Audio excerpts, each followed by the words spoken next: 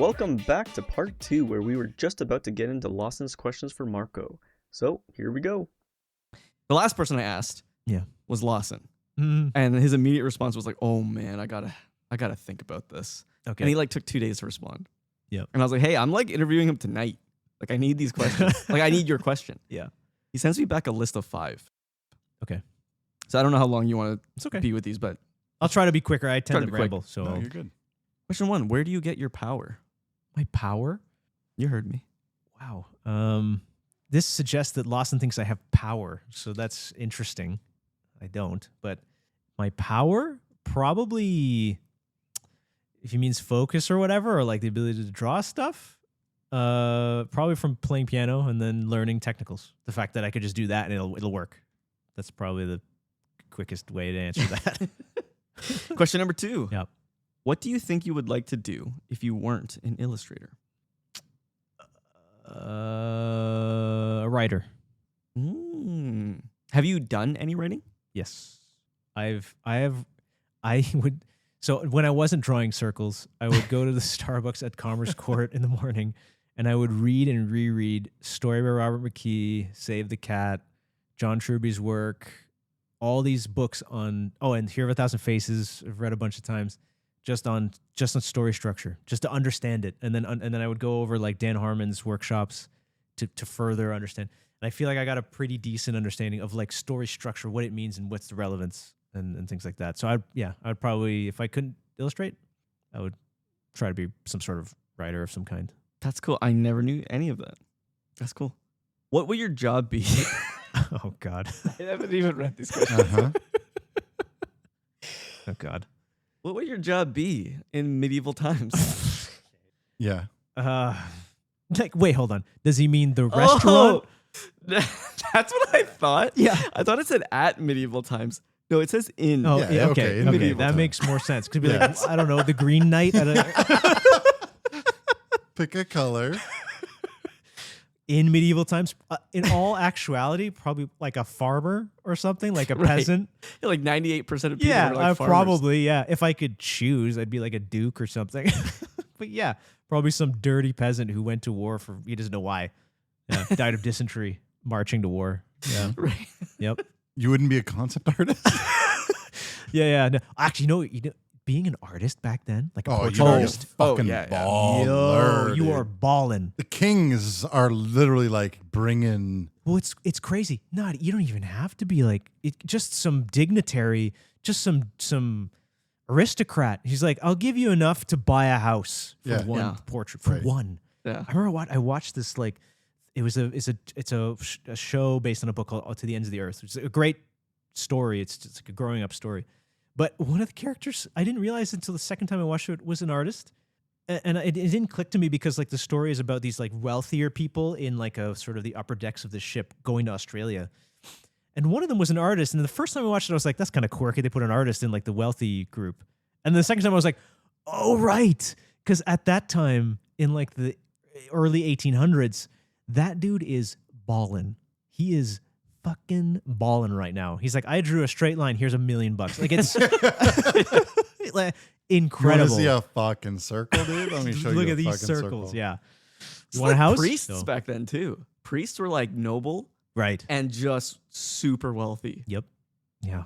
It's crazy. Like the opposite now. You'd but be a yeah. priest? no chance. No, yeah. No chance. I I don't think couldn't do it. any of us. I couldn't do it. No shot. No.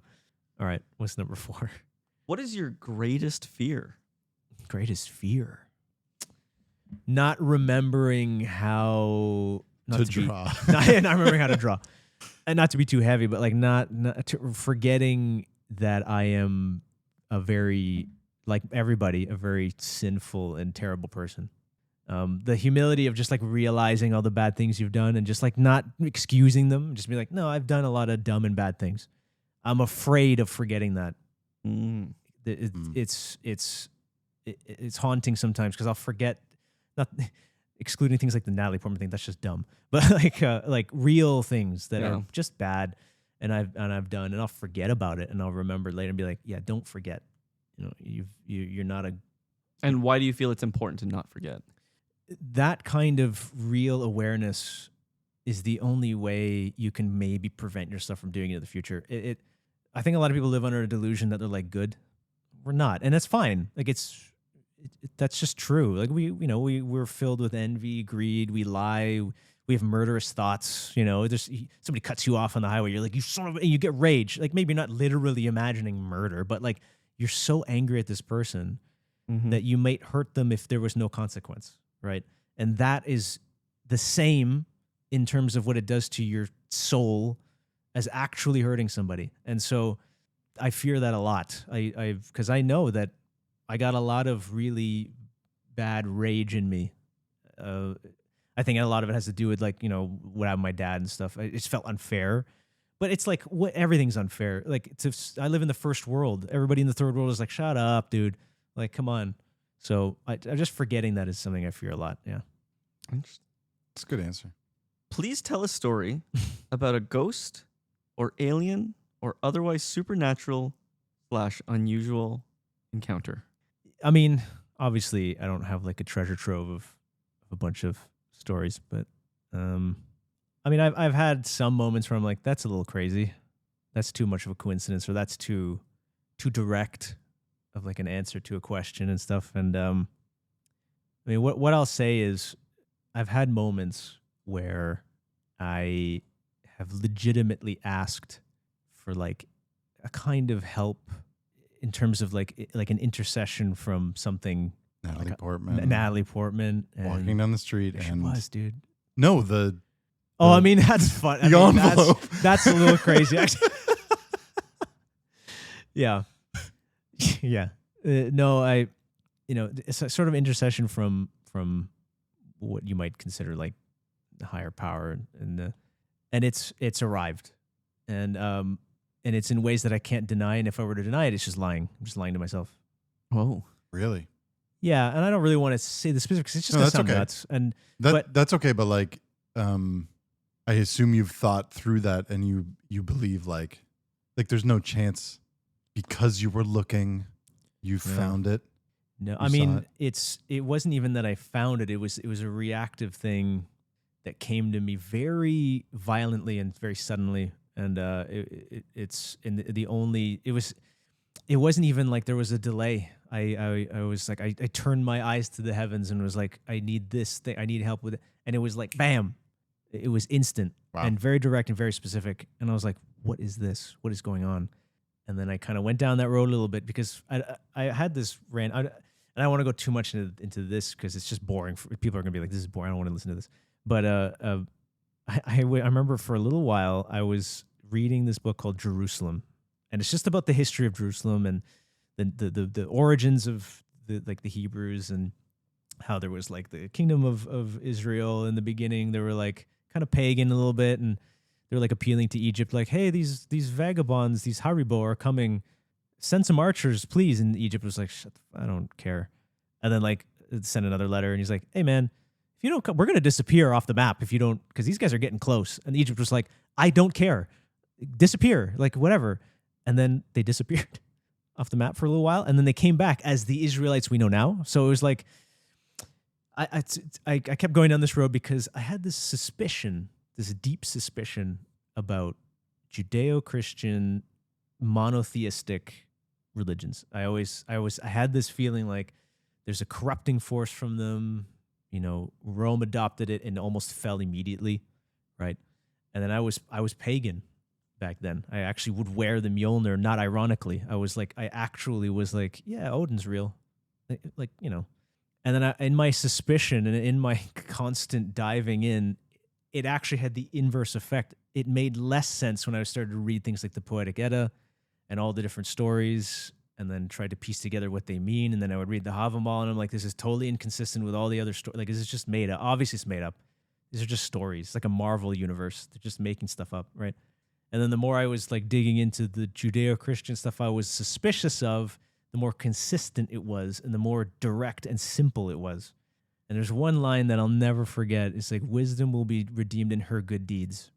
And it's when the Pharisees were like kind of like poking at the logic of like everything that was being said. And then it was just like, okay, basically the idea was like, okay, just do what I'm saying. And then if good stuff happens as a result, like your life gets better, people around you, their lives get better. What are you fighting against? Right. And so I just decided, it's like, you know what? What a good experiment. I'm just going to follow everything that's commanded. And I did. And every single thing I would do, it would just be better. So I remember this, I had this contempt for this director that I was working with because I didn't think he was really kind of up to snuff. And I remember I was like, don't condemn him. You know, it's not for you. You know, if you take him by the throat and you say, you will pay everything you owe me because, you know, you've sinned against me or whatever, well, then you're going to be thrown out too. So let it go, and give him all the attention that he requires and be good. And we had a meeting and it was so productive and good. And it was just a joy and everyone was having fun, and he got let go the next day. But his attitude was so buoyant. He was so okay. He was like, okay, he was fine. But like you rewind just a couple of days and he was stressed. He was scared. He would be in meetings with his voice would quiver a little bit because we're kind of giving him a hard time because we're like, hey man, you're not deliver. And he was like, he's like, I'm trying. Like it's not working. But then we just had a meeting where I was like, you know, I'm going to let it go. Why am I holding this against you? I'm not some saint. Like what the heck? How many things have I fumbled? Just let it go. And we had a great meeting. And the next day he gets laid off the next day. And his messages to everybody was like, I'm good. I'm okay. It's fine. And he's like really like handling it super well. And all I could think was like, I just kept remembering like wisdom will be redeemed in her good deeds. Imagine if I was a jackass to him for that last meeting and he was quivering in his voice and he was scared and he was miserable and then he gets let go. I'm like, that would have been awful. Like, and for what? So that I could prove a point? Like, what am I doing? It's like, just stop it. You know, just learn some humility. Let him go. And it's like the next day he gets laid off and he's like, you know what? I'm okay. I'll be okay. And he's like DJing now and stuff. And he's having fun. And I'm like, good. You know, and there's a lot of other examples of that happened immediately after every single thing I tried to apply. It's like, well, what's the commandment? I'll just do it.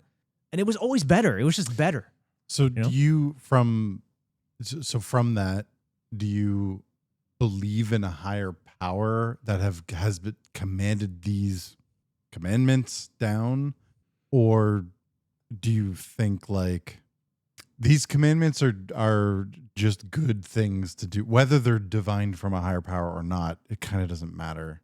Yeah, I think for me, yes to both. But I'm just starting to kind of step into this because again, I came from a position where I was extremely suspicious. I was actually like hostile to this, and like if you talk to, I remember I was chatting with some people about this like not that long ago, and I was like very against all of it. I was like, this is bad, but now it's like I can't ignore results and I can't ignore the consistency. It's and things that have happened as a result that are like kind of a little bit weird, that's harder to kind of explain, that it's just a little too coincidental and too on the nose. I'm like, this is wild. And if I just ignore it, I'm like, I'm just not being honest then, right? If I have a conviction outside of what I'm seeing and what I'm feeling and hearing and the results that are happening, Sure. well, then what am I doing, right? Like I have to just at least be open to the possibility. So it's been an interesting couple of months recently with this. It's been very recent. Real shift. Yeah, Wow. If you asked me like, I don't even think it's been 2 months. I think it's been like 1 month. If you asked me like just a month ago, I'd have been like, no, it's the furthest thing from my mind. I never would have even considered it. But now, yeah, it's been Interesting. Yeah. I had a supernatural thing that happened to me back when I was in elementary school. One of my classmates took my hand and they were drawing lines from my fingers down to the middle of my palm. Mm-hmm. And then they were like, I have created a spider web and I'm going to pull on it and you're going to feel it. And then she pulled up and I felt my palm move up. So crazy. So crazy. Okay, so on to the next segment. And you believe that to be like supernatural? Or do you think that's like, You don't? I don't? Like they say, like seeing is believing. I literally couldn't see it, and I believed. That's how powerful it was. Dang, dude. Yeah, Dang, dude. Strong. yeah. This lesson's free. Okay. The next one, Okay.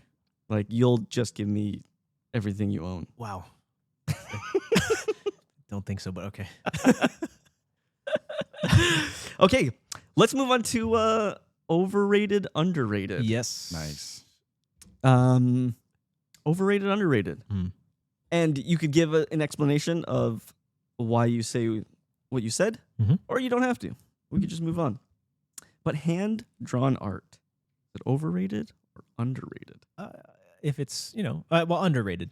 It's underrated. I think, especially if it's done well, we're getting so far away from art in general because of things like AI. If somebody's engaging in it and does it well, it's very underrated. What about art that you pay for from a street artist? Obviously depends, but I think a lot of time it can be sort of overrated. Like sometimes you see them and you're like, it's okay, but I enjoy the fact that they're out there doing it at all. I don't know. I don't know.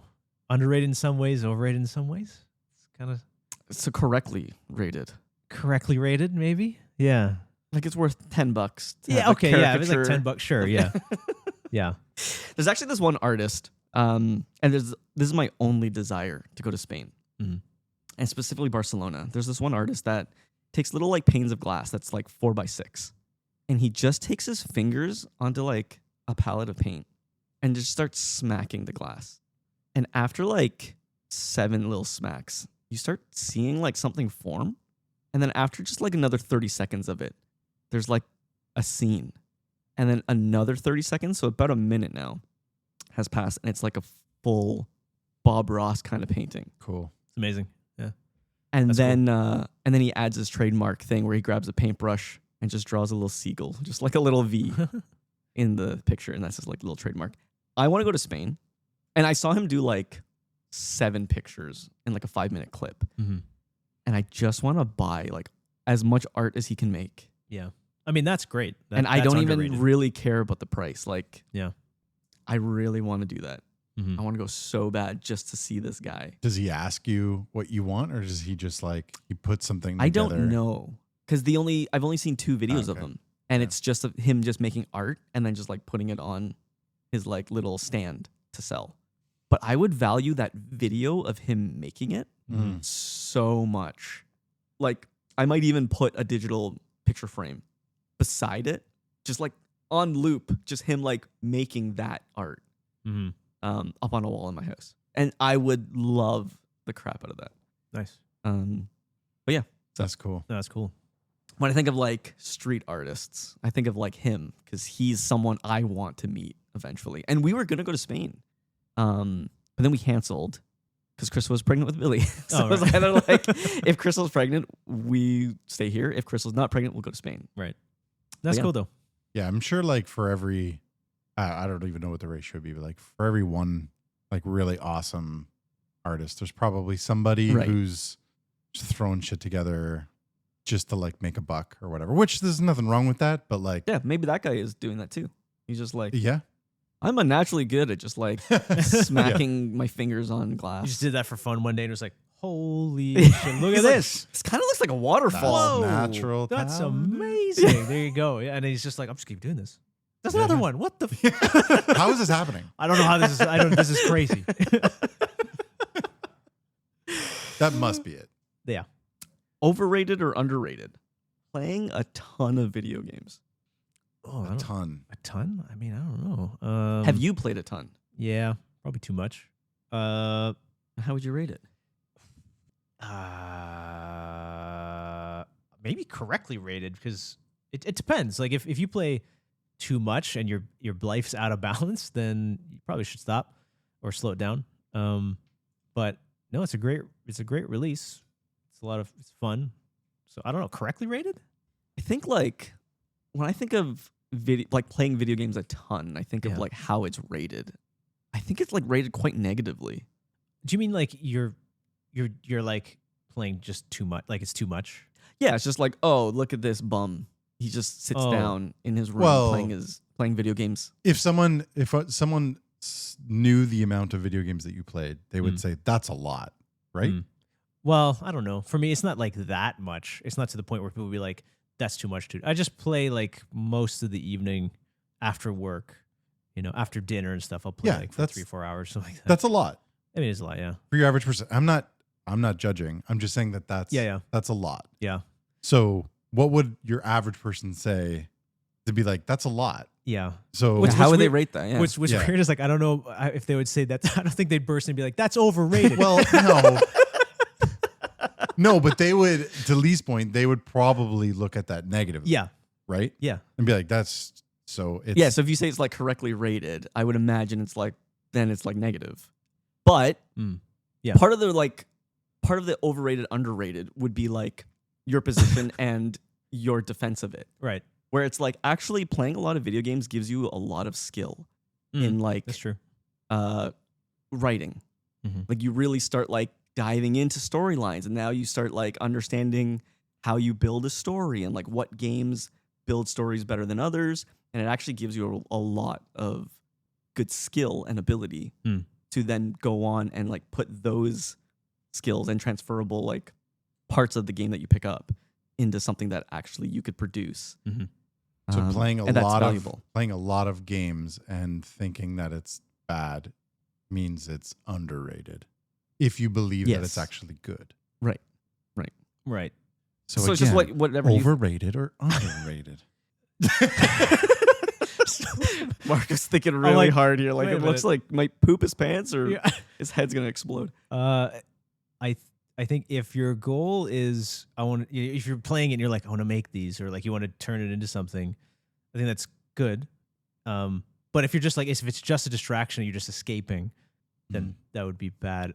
I don't know how I would put that in terms of overrated, underrated. But if that makes sense. That was just a bit of mental gymnastics. I'm trying to understand where the underrated or overrated would go. Yeah. It's however you interpret it, I guess. It's underrated if you want to do good with it, and if you're building some skill and you're also trying to appreciate it, it's underrated. But if you're like just escaping into it, it's like it's overrated. You got to stop. Like just do something else. Fill your time with something else. Yeah, Okay. yeah, that's how I'd probably put it there. Fair enough. What about camping? Underrated Why? because it's great. I mean, I went on a whole rant about like we don't have initiation rites. It's probably the closest thing you can get to at least a softball version of it, where you're out there, and even if you're like when in a pretty big group, like we have big groups that we go with, you're still like there's still like a sort of a feeling of vulnerability. Like you're way out there. You're hours away from like walking from your car and stuff, and especially if it's night, like forget it. You're not gonna make it back at night. And then you sleep in a tent, and it's just a tent. So if some particularly large and mean wild animal wants to tear you apart, it will. Like it just will. You're not going to stop it. So it's kind of nice because it separates you from the safety nets, at least to some degree. Not a lot. Like we have food with us. We have a bunch of us. We have tools, right? And we have sleeping bags so we can stay warm. So it's not crazy. We're not drugged and thrown into Crater Lake, Right. like the Scappy. But it's no, it's underrated. I think if more people had a little bit more of an appreciation for just like being more vulnerable like that, I think you'd offer a little bit more perspective. Yeah, underrated. Yeah, I completely agree. I think the general public, because I would say less than the majority of people go camping Yeah. and like Yeah. it. Mhm. I would definitely agree that it's underrated because most people just believe like, oh, you're out there suffering. All the bugs suck. Yeah. And they're like, why would you you're go like out there and like, in mud? Yeah. why would you're you put yourself through that? sleeping and you're on like, that's uncomfortable- literally the point. That's the point. Yeah. But It's then, like yeah. being detached from technology and everything. And like, how many times, like, we get together as a group who are here or whatever, and we talk about stuff, but whatever. But like, I don't know, when you're out there and there's nothing else to do, I don't know. It's so connecting. It's Mhm. so It's interesting. Yeah. you just talk about things. You're just kind of all together, and like we'll come back from a trip and Melissa will be like, what did you do? And I was like, we didn't do anything. Yeah. We just camped. Talked. We talked and the whole time. It's like, you talked the whole time, and you're like pretty much. Stayed up, looked at the stars when they were out. Yeah. That's it. That's it. That's it. But it's, yeah, I think it touches something vital. So yeah, underrated for sure.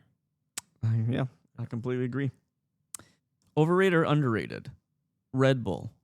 Overrated. Why? Big time. That's bad for you, man. It's so bad for you. Like just have a coffee. You don't have to have a energy drink. Blasted. Yeah, overrated. Fair. Yeah. Do you I have like? used Red Bull Uh-huh. for the first time Mhm. tonight. Oh wow. Yeah. Like Me I too. said, I mean, it's not the first like time. I but said, I'm like on very little sleep. Yeah. But I knew like our conversation would keep me awake Mhm. just because I'm like inherently just so interested in it. But I like figured I could use like a little boost. Mhm. So I went to Midway Tim's Mhm. and went to the Shell gas station and grabbed a Red Bull. The previous time, and like I'm doing great now. The previous time I used it was back when we drove to Ohio and we went to MLG, MLG. What's the city that we went to?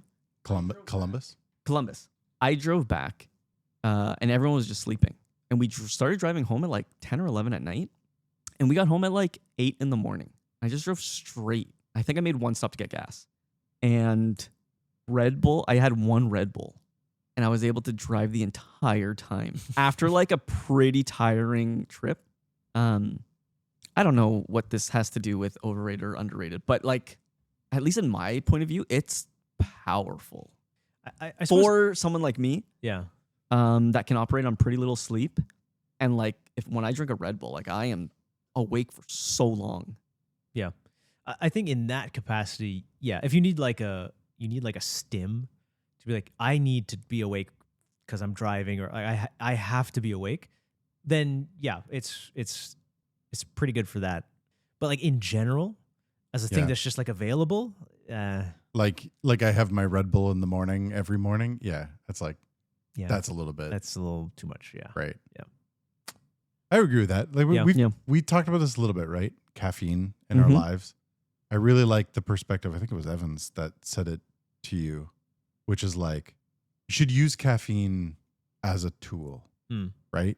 You shouldn't rely on it as like a lot, but using it as a tool, like when you need it, can be really powerful. Mhm. So like if you can limit the amount of caffeine that you use, then the amount that you need in order to just kickstart you one day or whatever it is, whatever you need to push through is like a lot less. Mhm. That's pretty powerful. Yeah, Brophy also thinks about it like that way. I don't know, maybe it was Brof, but especially after like all the stats came out as like a guide, guides that use caffeine and Oh, guides yeah. that don't. Yeah. The ones that use caffeine are just way more And capa- more attentive, more attentive, like less bad things happen. Yeah. safer. Yeah. Yeah. And it was like one cup of coffee. It wasn't even like a lot. It was Right. just like a cup, and they were like 18% less likely to have an accident. It's like That's just whoa. caffeine's insane. Yeah. Yeah. Caffeine's actually amazing. Yeah. Like I always think about this one study. They did like a study on caffeine and like its use and stuff because it is a legal drug Mm. that any athlete can use. So they're like, let's just test it. So they tested with joggers or runners. And it was like 22%. You could just either run 22% faster or 22% farther. Farther. Mhm. Yeah. Mhm. And it's just like, I don't know which one it was. But that's an insane number, especially Yeah. when you're talking about like actual athletes Right. at the top. And if you're like caffeinated versus ones that aren't, That's a Holy crazy crap. boost. That's a crazy Holy boost. That's a massive And then it boost. like doesn't that bring into question like what is then considered a drug in these events and stuff? Like you right. okay, you can ban this or that because they're Yeah. very clearly a drug, but like, okay, now isn't caffeine then also a drug? I think it's because shouldn't it's that just be? too part of the norm. So soon as steroids become more of the norm, they'd be allowed in Olympics and stuff. I think so. Like if steroids was used every day habitually by like 90% of adults and it was like Mm. colloquially accepted, not colloquially, that's not the right term, accepted in society. Yeah. That's just what you do. You just like pump yourself with steroids because you become more effective. Yeah. Are there like any Things similar? are there any big negative side effects from caffeine? I don't think so. I don't I think guess it'd be so. like, it might be sleep. Yeah. Yeah. Sleep quality Yeah. would probably deteriorate, Mhm. or at least Which is dangerous. right. Yeah. And yeah, I don't know what else though, because caffeine's just pretty Maybe much like maybe loss. that's why it is like obviously that's why it's used more widely, but like maybe that's also why that would be something that you would just be willing to accept for competition and stuff. Is you're like, but it's not that dangerous, right? Whereas like steroid use is Yeah. right, and so Yeah, but I You believe can't just allow that in these because it's kind of nuts. But I believe in competition, the only reason why they ban steroids is because it's obviously effective. It's a performance enhancing drug. And that's like why those are 20% banned. though, I know. right? No, I know. But, But I that's think not it's obvious. But I think it's because caffeine is so widely used. It's like how do you even stop it? Yeah, that's probably why. It's probably why. It's just too ubiquitous. Like the idea of having coffee in the morning is like, Yeah, it's like they're banning coffee from the Olympics. It's like, what are you talking about? yeah, it's You can't do can't that. really do that. Yeah, so they're probably like, all right, well, as long as just drink it then. Yeah. Like, if you don't, it's dumb. Just have it. I can't remember. Were we talking about this or who was talking about this? They're like, we should have an Olympics that's like, just let it all. Just have it Just, all. let's just see what the craziest athletes would be like if there were no rules and you And could it- just juice up like It crazy. would be insane. Right? Yeah. It would. People are willing Yeah. to like really like damage themselves Yeah. Yeah. People would in the die for near sure. future Yeah. just to get a boost now to become the best. You'd have athletes You're that the would best. just do one season. It would just be like, this is the Olympics they're in. And then they just, Right. They they die. die the next, they're done. And But it's they were Right. good. But they were great though. But he hit, he like ran the fastest yeah. because he was willing to It'd be inject cool. himself It'd be the cool most. to see that without any of the consequences. yeah. What would like the craziest human be with the Oh, craziest man. amount of steroids injected into them? Like, what does that look like without the consequences? Not Like, even a year later, it human goes like, anymore. They'd look They look crazy. nuts, They'd right? look Well, nuts. but Yeah. I guess it would depend on what like the goal would be. I'm thinking of like human growth hormone Yeah. and how like so many NBA players now just have their kids get human growth hormone. Oh, really? Yeah, as a Oh. treatment. That Because- literally affects your height. Yeah, you can Right. gain like I think it's anywhere between 4 to 6 inches of height difference if you were on it or if you weren't. Hmm. So like you could be 6 foot, which is very short in the NBA. Mhm. It's like the shortest player right now is 6 feet tall. Or you'd be 6'6" and you'd be like the league average. So it's either like you're the shortest or the average. Yeah. And that's like the difference of what you'd get. Yeah. Human growth hormone's like it's widely used and you like I don't think you can detect it because you use it when you're like 12. Right. And then by the time you're an adult, like how do you Yeah. even test for it? Yeah. Like it's too And late. so you're thinking if it was like no holds barred, it's like yeah, you just like apply something like that, And like you go non- crazy, you just and go it'd be like- crazy. it's So like, if you 4 want, feet taller than the Yeah, you have like NBA players like 10 feet tall and right? they're just like dunking like Or like you'd be applying It's like literally Space Jam. It's just Space Jam. yeah. CRISPR technology. You'd have like webbed hands and feet. Yeah, you'd have like these 10-foot giant webbed hands and feet like amphibious people with Yeah. that literally can't live a normal life, but Yeah. when they're in water, oh, they Oh, go yeah. freaking fast. they are pretty Dolphins. fast. yeah. So camping. Oh no, this was what was the question on this one? Oh, it's Red Bull Red Bull. Yes. caffeine. yeah. So Overrated. overrated. Yeah. I mean, yeah. Overrated in like a daily use, underrated if you need like that stim to keep you awake for like just that one odd drive. Your point is fair too. There's a lot of ways to get caffeine too, yeah, just and get it's coffee. probably amongst the unhealthiest. Yeah. To have it on a regular basis is probably pretty bad. So Yeah. And anytime I think about people who are crushing Red Bulls every day, the coder in the morning. Like, Oh, man. like, It's it's like, wild. man, that's fucked. It's wild. That's So bad, many yeah. teens yeah. just drink like multiple like Monster energy drinks, and I mean, I guess don't know what's I gonna guess happen. that's just as bad as the rest of the shit that's out there too, though, right? I remember the one time you used to work at Starbucks, and I was like, you know what I like is I like the like Frappuccino thing. And you're like, are you fucking mental? I'm like, what? And you're like, you know what's in that? I'm like, I don't know. I just had it once and it was good. And you're like, look at it, man. It's like 90% sugar, and there's like a little bit of water, and there's like a splash of coffee. And it's Yep. like, Yeah. good lord. I remember when This I is was starting to insane. make them, I was like, this can't be right. Like, I'm doing this wrong. I must for be making this sure. wrong. Yeah. And then I remember asking, they were like, that's right. Like, okay, I'm never having one of these ever again. This is insane. Yeah. Like having a cake blended up into a drink. you know? And like just to think that like that's the normal morning for some people is they get their Yeah. frap or whatever and they just hit that down and that's the only thing I buy from Starbucks. Fraps? Frappuccinos. The Fraps. caramel frappuccinos. But you don't, not often, right? You No. okay? Yeah. Once a month, once every other Okay, month. yeah, whatever. That's a treat. That's fine. That's all right. That's normal. But yeah, I mean, we just frequent Starbucks so infrequently, I guess. Yeah. But a similar thing happened with Louisa. Louisa worked at Colonel's, Mhm. and I was like, "Oh, my favorite's the caramel popcorn." Yeah. And she's like, "It's fucking garbage," and I was like, "It tastes so good." She's like, "I make it, and like in one large bag, it's it's one stick of butter, Oh my god. and then Oh, yeah, that's fucked. 2 equal sized sticks of sugar. And you just like melt that together. That's the caramel, and then you cover the popcorn with it, and that's what you're ingesting. That's wild. I'm like, oh. Delicious. It's made me like rethink about caramel popcorn. Like I don't eat it very often at all anymore. Since then, I was like, yeah, I guess it is like, Yeah. that's what Yeah. caramel is. It's Like, just yeah, every sugar, one of butter. them is just covered. it's just They have the covered. double hit, which I think they do that twice. right. They dip Oh, it again. man. Yeah. Yeah. And 'Cause it's fully delicious. encased. It's delicious because it's just sugar. Yeah. But like, yeah, it's insane. If you're like, yeah, I go there once a week and grab my double hit. I grab a Oh, frap on the God. way out. Yeah. There's so much unhealthy stuff in the world that's Yeah. just commonplace. It's actually insane. It's pretty nuts, especially in the West.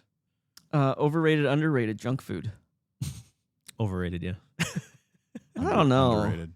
Underrated? Oh, I'm kidding. Oh, okay. I don't think enough people like junk food. I think it's pretty underrated. I guess it's kind of hard to say. It's this underrated, overrated scale is really hard to Right. manage. Right. I think it's accurately rated. Yeah, maybe. Junk yeah. food is really good. I mean, it's literally called junk food. Yeah, right. Right. Yeah. You can't really be Like, like, it tastes good. Yeah. but it's then bad everyone for you. knows Like, it's yeah, bad, We but know. it's- Yeah. Yeah, that's fair. Yeah, accurately rated. In the 90s, it was overrated. Because remember, you'd watch a movie and the kids are like, we're home alone. We're going to drink Pepsi and eat Yeah, Twizzlers. yeah, You're like, right. stop it. It's ridiculous. That's not fun. You're going to die. Absolutely. Yeah. Now, yeah, accurately rated.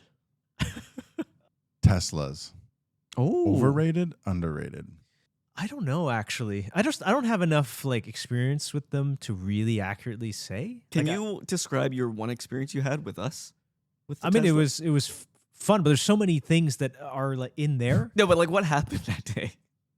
So we went to tested. the three of us went to the Tesla dealership and Yeah. we wanted to test drive the Model X, which is like the SUV car.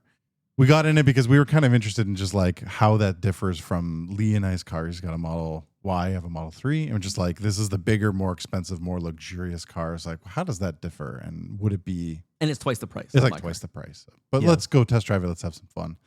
We get it, and it's also the like plaid version, which is Oh, supposed yeah. to be like the fastest version of all of the different models that they have. And you know that wasn't even what we were there for to test out the speed. It is like the SUV, right? It's a big honkin' heavy vehicle. We test drive it and tested all the little features, the like literally the gull wing doors and all that sort of stuff. And it's a cool car, but it's like not that fast. I was expecting it to be a lot faster than even our cars, and it didn't feel that Mhm. much faster. Mhm. Probably due to the fact that it's super heavy and stuff. So we brought it back, and we like jokingly say to the guy at the dealership, we're like, it's not that fast. And he's like, do you want to try driving the Model S plaid? He said, literally word for word, he was like, that has all the speed you'll need. We were like, yeah. He was like, all right, the next guy's coming in like 20 minutes. Take this out. If you bring it back in time, you're good. We're like, all right. Yeah. We hop into the car. It has, what's the mode called? Ludicrous? Ludicrous mode, yeah. Ludicrous mode, where you literally, first of all, the batteries have to warm up Yeah. so that they're ready to engage this speed. Once they're warmed, you like set it into the mode. You have to hold both the brake and the gas. It's like cheetah stance or something, or it Jaguar. goes Oh, into that's cheetah right. stance where the front of the vehicle So it lowers. won't, like So it's more aerodynamic. So there's more won't all the lift. things that you can think of that make a car fast. You let go of the brake and it just fucking shoots. yeah. It's Cool. the fastest. It must be the fastest I've ever accelerated in my life. It's I don't pretty like wild. planes go that fast. I don't think it's fucking wild how Yeah. fast that car was. Yeah, it's like 1.9 seconds. 0 to 60 in 1.9. It's crazy. Yeah. I mean, when it like came off the line, it broke all the records of like the fastest car to get to this speed, the fastest car to do this. It's like 19 records broken or something when it came out. Fucking wild. Yeah. So we took Marco out and we were just testing driving the car. And Lou like was so giddy after doing it the first time. He did it a few more times. He was like, Lee, you need to try this. And I was like, okay, I will. So I try it. So we floor it and we're nonstop flooring it. And we were like, hey, Marco, you want to try driving? He's like, no, I don't want to try driving it. So he stayed in the back seat the whole time. Yeah. The same day, after we finished, we went back to my house to build a shed. And we're like, where is Marco? Like, he's supposed to be here an hour ago. So we call you. And then you're like, dude, I'm just lying in my car. Like, I don't feel good at all. Yeah. Yeah. I think because like, you know, I'm in the back seat and I got like you know, sometimes you just get car sickness. But when you're like going from 0 to 60 in like under 2 seconds over and over again, it's like my body was like, what's happening right now? Yeah. Like, are you good? What's going on? Water levels seem okay, but Yeah, the water is fine. So yeah, I remember feeling pretty bad for a little bit after that. Yeah, just to put it in perspective, like when we were at the red light, it turns green. Yeah. We're at an intersection. I floor it. By the time we passed the other green light, I was like at 130 kilometers an hour. yeah, Wild. it's so stupid. It's so Yeah. dumb. And then like I was taking the turn at near 200 kilometers. Yeah. I was like, holy shit. Yeah, Nuts. It's so you wildly gotta be fast. careful. It is That's- insane. It's true. It's dangerous. And we hit Yeah. bumps and we like lifted. Oh yeah. Yeah, a we little like bit. got air for Yeah. sure. Because it wasn't like a speed bump. It was just like And a like little when bit you of a lift. landed, We're just in an intersection. after Yeah. like a few centimeters of lift, when you landed, the car would shake and stuff. And like I lost control for sure. Yeah. Luckily the car is like handled fine. Yeah. But like, yeah, it's I forgot that was Crazy the same fast. day we built the shed. yeah. I forgot about that. Yeah. But that was wild. That was fun. Yeah. That was fun. So Teslas, are they overrated or underrated? I don't know. I honestly don't know. I guess I would maybe say underrated for the fact that for an electric car, the fact that it's no fossil fuel, the fact that it's a battery, like batteries, it's pretty good, you know. And if we can make that more accessible to more people, that would be really great. And then we Mhm. won't have to worry about burning fossil fuels forever. So I guess I would say that, yeah. And I also just like that there seems to be more security features on Teslas.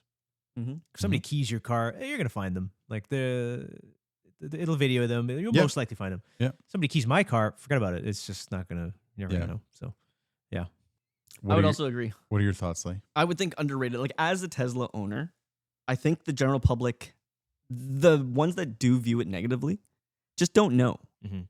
They just don't know like how capable of a vehicle it is, and not even that. Just like a vehicle, it's like a computer on wheels. It's like a shelter on wheels. It's like a comfort zone on wheels. Everything is so insane about it. Yeah. I was telling Lou this morning, actually, my office was out of power for the first 2.5 hours of the day. I just sat in my car and I was just like so comfortable the entire time, just playing games, listening to music. The sound system's awesome.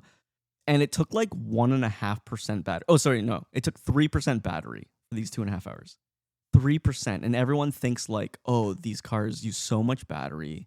Like it can't go anywhere and it takes forever to charge and stuff. And it's like, that's actually not the case. Mm-hmm. Yeah. Um, I think that what's really crazy to me is, especially, is I might have the figures wrong, but like having the cabin be at a comfortable temperature, that can last for like a long time, right? Like what's the amount of time? Depends on the temperature outside. Like if Yeah. it was freezing outside, Well, it's yeah. not going to last that long. Mhm. But like when we go camping and I use the car for it, I think it only takes up a good couple percentages. Yeah, Overnight? that's amazing. I mean, like- we're not camping in cold, but Yeah. it'll keep the cabin warm or whatever. And Yeah, no, I think that's pretty good. That's amazing. Like that feature alone is a big selling point to me. The fact that you just at least have that, and even if it doesn't last that long in say freezing temperatures, the fact that you kind of can at least for a while is also nice. Like if you had to, it's interesting because I don't think a lot of people care about most of what you're saying. that's true. Like for a Yeah. vehicle, Computer right? on wheels. I think most people don't care about that. Yeah. yeah, Comfort or like the ability to keep a temperature or whatever, people are like, well, I don't need that. I Yeah. don't sleep in my car. Mhm. So that doesn't matter. to Oh, me. true. So like in that sense, it'd be overrated because nobody uses that stuff. It's like it does a bunch of stuff that nobody does. Kind of.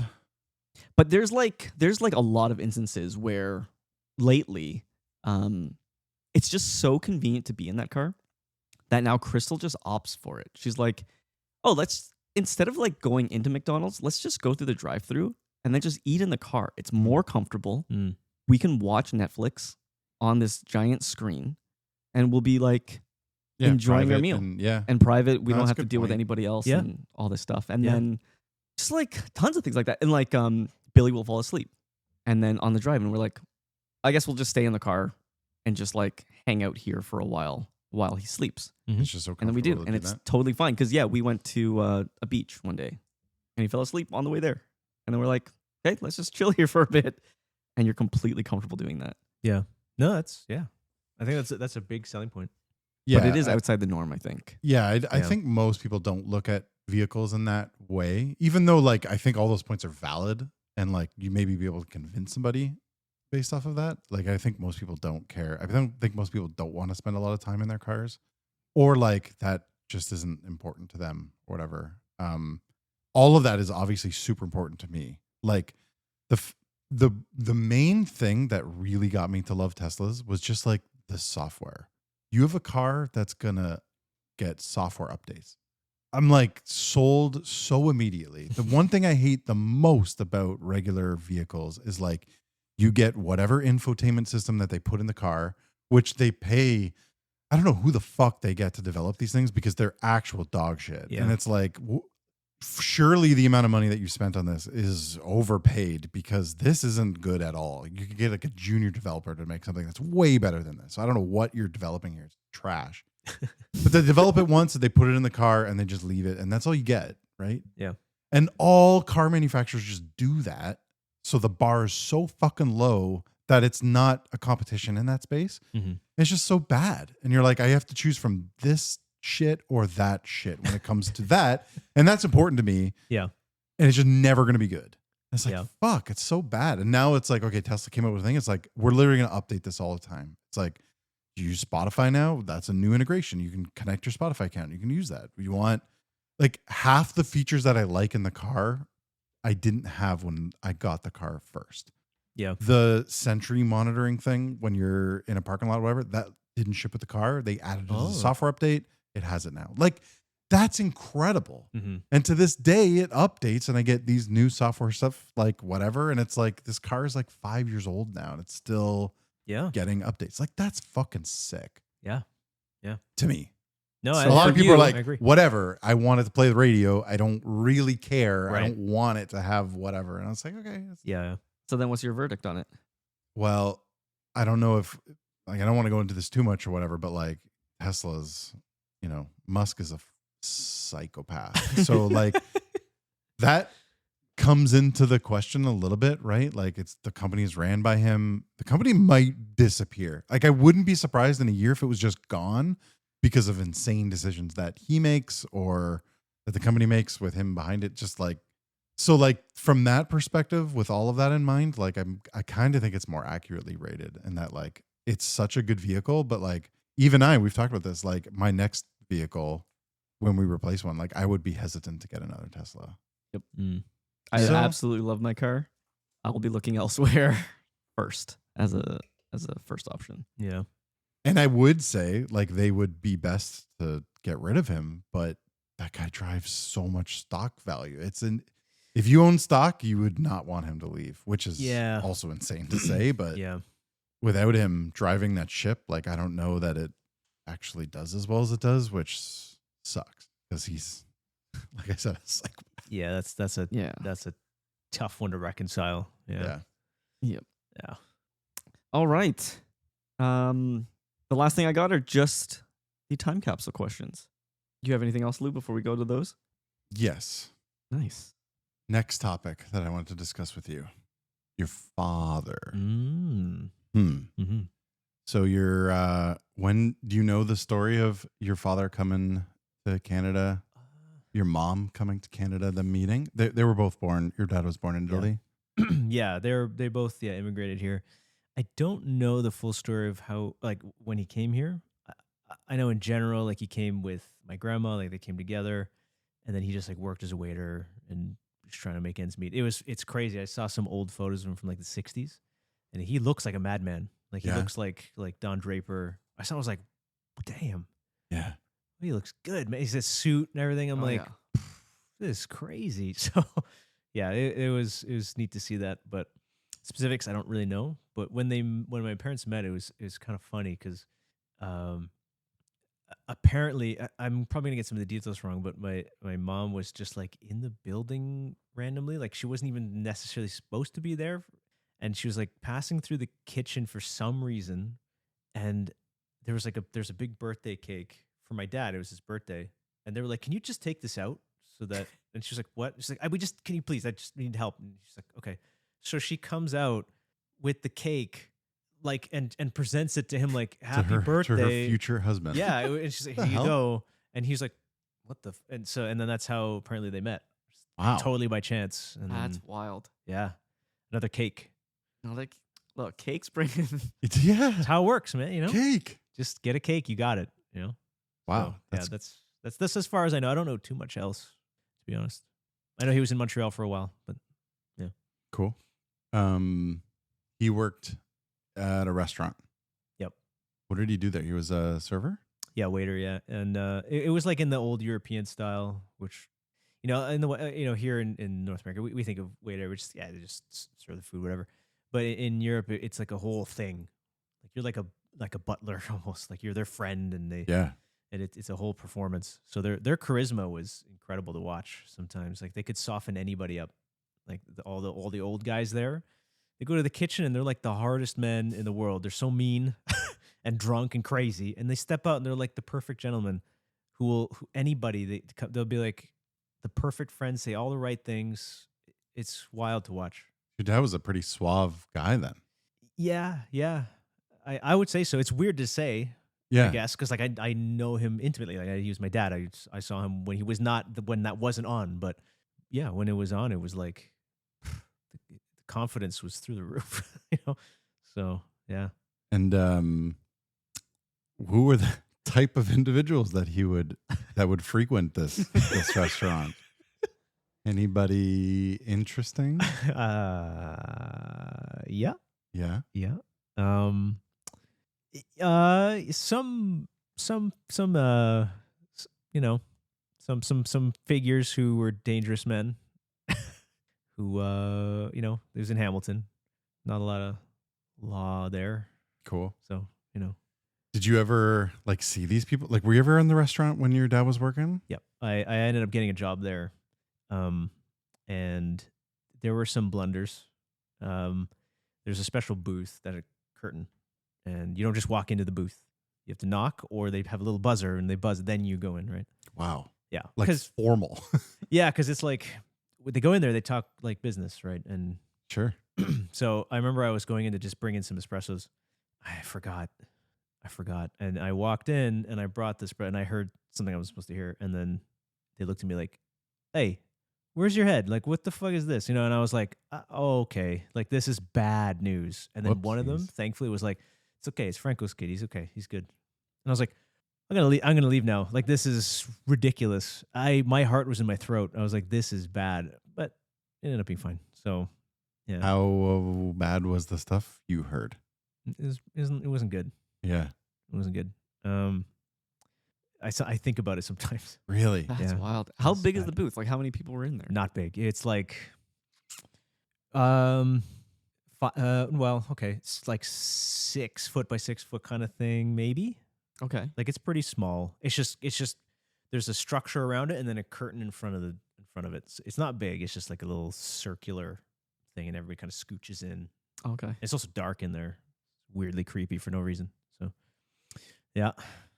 And like, would you say that your dad was like friends with these people? Yeah. Yeah. Do you think your dad ever crossed any lines? Maybe. You think so? Yeah, maybe. Wow. Yeah. Interesting. I was at Siege's parents' place Mm-hmm. a few weeks ago, and your dad brought up not your dad. I was like, His what, you dad- saw him? His How's he dad. doing? His dad brought up your dad. Oh, yeah. They were talking about Leprestes. Oh, yeah. And he was like, "Oh, yeah, Marco's dad. We like knew him. Like Siege's parents are Italian. It's an Italian restaurant. They're like, oh, the place was the best. Like it's the only place you could have authentic Italian food. Yep. In the area. Yep. And yeah, he knew your father, and he like remembered him. He was talking about him a little bit, and I was like, man, this is so cool. That is Yeah. cool. That's Yeah. so It cool. doesn't surprise me, that he would know him. That's good to know. I had no idea that there was that connection. Me neither. That's cool. It I'm was just a few curious weeks ago. what kind of stories you might have, if there's anything interesting, or I'd be curious. Well, I've booked us a date at their house. I've demanded that Siege's dad cook us some veal. Nice. And he is super willing to do it. And I was like, I am going to hold you to this because I want this I'm to sure happen. there's nothing And he that was would make like, him more happy. Of course. like, Yeah. I will get the best veal. yeah, man. Yeah. And I will put all the work. I was like, Yeah. this You're is speaking amazing. his language, man. He's, Oh, yeah. He's going to love it. Like, yeah. I know he's going to love doing it, and I Yeah. know I'm going to love being there Yeah. and Absolutely. eating it. Yeah. There's not a meal that this man has made that's not amazing. So, You should yeah. ask him. You should ask yeah, him that was cool. if I hope for any you'll like be there oh, when we go have the well, I don't meal. want to invite myself over to be like, give me some veal, man. You know No, my he- dad. You know my wants- dad. Hey. You're like, okay, geez. He wants to invite the whole gang over. Yeah. I mean, And- I'm obviously I'm down. So, We talked about your father pushing you into piano. Mhm. How old were you when he passed? I was 19, and he was just 60. Okay. So I guess that at that point you would have been drawing the whole thing. Like it would have been like this is what you're gonna do. Mhm. Yeah. How did he view all of that? Oh, I mean, once he got ill, man, he just dropped all that. He was like, it changed his perspective. Okay, before he got ill. Oh, well, I mean, I was still playing piano. Were you drawing and everything, and like had figured out that that's probably what you want to do and everything? Did he know that? Yeah. No, I mean, I made it obvious and clear. I was like, no, I'm going to be an artist. And I mean, he wasn't like opposed to it. He was just saying like, but you're also going to do piano. Like it was Okay. like, you do whatever you want, but you're also going to do piano. So Okay. when I was drawing, I would like practice. I had a piano in my room, right? And I would just play and just get it over with kind of thing every day, right? And then once that was done, I'd be like, now I'm going to draw. And so I would practice for like an hour and a half, not every single day, but most days. It's like a gym schedule, you day on, day off or something. And then I would draw. And so long as I just kept up the piano, he was fine with it. He didn't try to stop me or anything. Were you ever able to impart on him like that you were good at this and that like did he ever struggle with that could be a career, that could be a thing? I don't know. I don't think so. I think he thought that no, you could do that. I don't think he doubted it. He was like, no, you could. I think for him, there wasn't like a limit to practical careers or anything. I mean, he was pushing me to be a pianist, which is like not the most marketable. You kind of have to be like at the Sure. top, otherwise Yeah. you don't really do anything with it. And so I think his only obsession was just that I learned piano. Like that was it. It didn't even have to amount to a career even necessarily. It was just he really wanted. So when I would draw and be like, I want to be an artist, he was like, okay, yeah, sounds good. Like just go for it. And back then I wasn't like good or anything. It's pretty rough, which is understandable. I was just starting, but even then he never like, tried to dissuade me or anything. He wasn't like, you're bad at it, just do piano. He was like, no, go for it, just draw, whatever, it doesn't matter. But also practice your skills. I think you definitely discredit like your ability because I've only ever known you as like an artist. And in like elementary, we're like, oh yeah, Marco's like one of the best artists in the Really? grade. Oh yeah. It was like, For sure. it was I only you and remember Mike Kamensky. Oh, well, I mean, And- he actually was very good. Like when he went in grade school, was only you two. shocking. It was only, I know the stuff that he was doing was crazy. Yeah. But you later told me like he was just pretty much reproducing images. No. He could, but he could also do it. Like I Oh, remember okay. he drew me, and I saw the sketch of my head, and I was like, not only did you nail the perspective or the form and everything perfectly, the geometry's perfect, but it actually looks like me. Like to get likeness as well, But if that guy just stayed focused and like wasn't a crazy man, he would have been an absolute monster. I don't even know if he's alive anymore, but yeah, it was shocking. But oh yeah, I guess I was drawing when I was in grade school, but I mean, I wasn't taking it super seriously. I was just it was kind of a novelty. Funny enough, is because my dad showed me. I remember my earliest memory of drawing. The first time I ever picked up a pencil to do it, I was in grade 1. I was 5, and my dad was like, "Let me show you how to draw a head." But it wasn't, he just drew like a peanut shape, right? Because like normally it was just like circle, 2 dots, and a smiley face thing, right?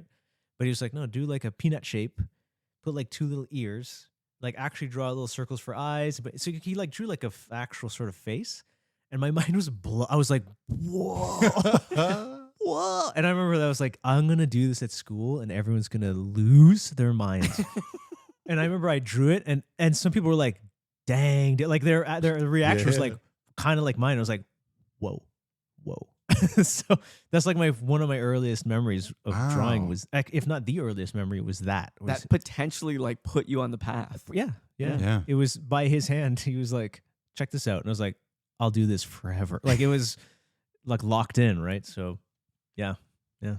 And so he got sick, and all of that happened pretty fast, right? Very fast. It was so sudden. So I didn't know this, but like he was feeling pretty ill for a while, but he was doing the typical like old Italian man from the old country type thing where he's like, I'm fine. Like, I'm okay. Meanwhile, he's like every inch of his body was killing him, but he's like, I'll just tough it out. It's okay. And what did he have? It's multiple myeloma. So 2 separate blood and bone cancers at 2 separate sites, one in his spine and one somewhere else, forget where. At like stage 4, when he found out, it was like that's it. It was like you would have been feeling this for a while. You should have come sooner. Like I don't know why didn't you get it? Like it was that kind of thing. Like you would have known that something's wrong, but you just ignored it. Like that was the idea. So it's rough. Like not they could have done too much because it's a little rough, but still it hit him hard and fast. What age was he roughly when they diagnosed it? 55. Okay. Yeah. It was crazy though because they knew something was wrong, and they wanted to sort it out, but they didn't want to like do all that while I was kind of around. So they're like, we're gonna send you on like a little vacation with your cousins and everything. You're gonna go to Florida, and I thought it was just a trip to Florida. I was like, okay, I've never been to Florida. Let's go check it out. And I had like this super stereotypical, almost like a late 90s movie style adventure in Florida. It was like a Ferris Bueller Day Off type of like romp adventure. Yeah. And I remember like even this like the song like the summer of '69. Whenever I hear that, I remember this feeling because that high stayed with me as I was coming home. I was like at the top. And I come home, it's the dead of night, it's cold, and my mom is crying, and she's like, your dad has cancer. And I was like, from the top, right, all the way to the bottom. The way and down. I was out, my world was completely inverted. And I was like, that's the hardest I've fallen on an emotional level. I wasn't like mid-level, and then it was like, oh, there's some bad news. I was flying high. I was like, that was a great trip. It's like, by the way, he's dying. You're like, what the? And I'm a kid, and I'm like, I don't know what to make of this. I was going to come home and play songs I learned over there, like on the piano, and be like, check this out. And he's like, he's not here. He's in the hospital. Like, what? So it was crazy. Yeah. Wow. And so that like was a 5-year thing? So like you found out then? When did you find out in the 5-year span? Like right? Oh, right. Yeah, right okay, away. Yeah. They weren't hiding it from you or No. anything? No. Okay. Yeah, they couldn't because we went to the hospital and he was writhing in pain. Oh my God. He was in the bed, like he couldn't stay still. Every part of him was absolutely excruciating. For 5 years. No, just in the beginning. So in the beginning, it had gotten into his bones and it was everywhere, right? And they were like, we can't do anything, right? We can't even ease the pain. He's on full morphine right now, and he's like screaming and writhing. They're like, if we give him any more, we'll just kill him. And so he just has to take it. So he's just writhing around. And I'm like, again, I'm a kid and I just came from Florida, and next day we come into this hospital and I'm seeing this and it's so alien. I don't even believe it. I'm not even like crying at this point because I don't get it. I'm like, what's happening right now? it's so shocking and otherworldly. I don't even understand what I'm seeing. Yeah. The shock was, I think there's that's like, it was compartmentalizing something there. It was some sort of safety mechanism because it was almost like I was numb. I was in shock. I was like, what? Okay. What is this? When is it going to wrap up? Like, cause this isn't normal. This isn't right. Right. This can't last. This can't last. This is not normal. He's going to come home after, right? Like it was this denial, delusion. Right. And, so it was like that for a while. And then they basically said like, yeah, he's got maybe 5 months, maybe. Right. And you know, that was it. We're like, what the?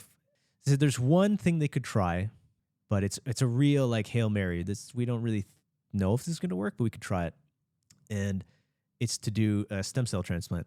So Wow. they effectively would spinal tap him. He's already feels excruciation all over his body. Now we're going to spinal tap him. It's going to send the pain levels to like it's as close to hell as you can get. Right. We'll do that. Then we're going to cultivate the stem cells, and then we're going to siphon his blood out, and then we're going to replace it with this like brand new plasma and everything. Right.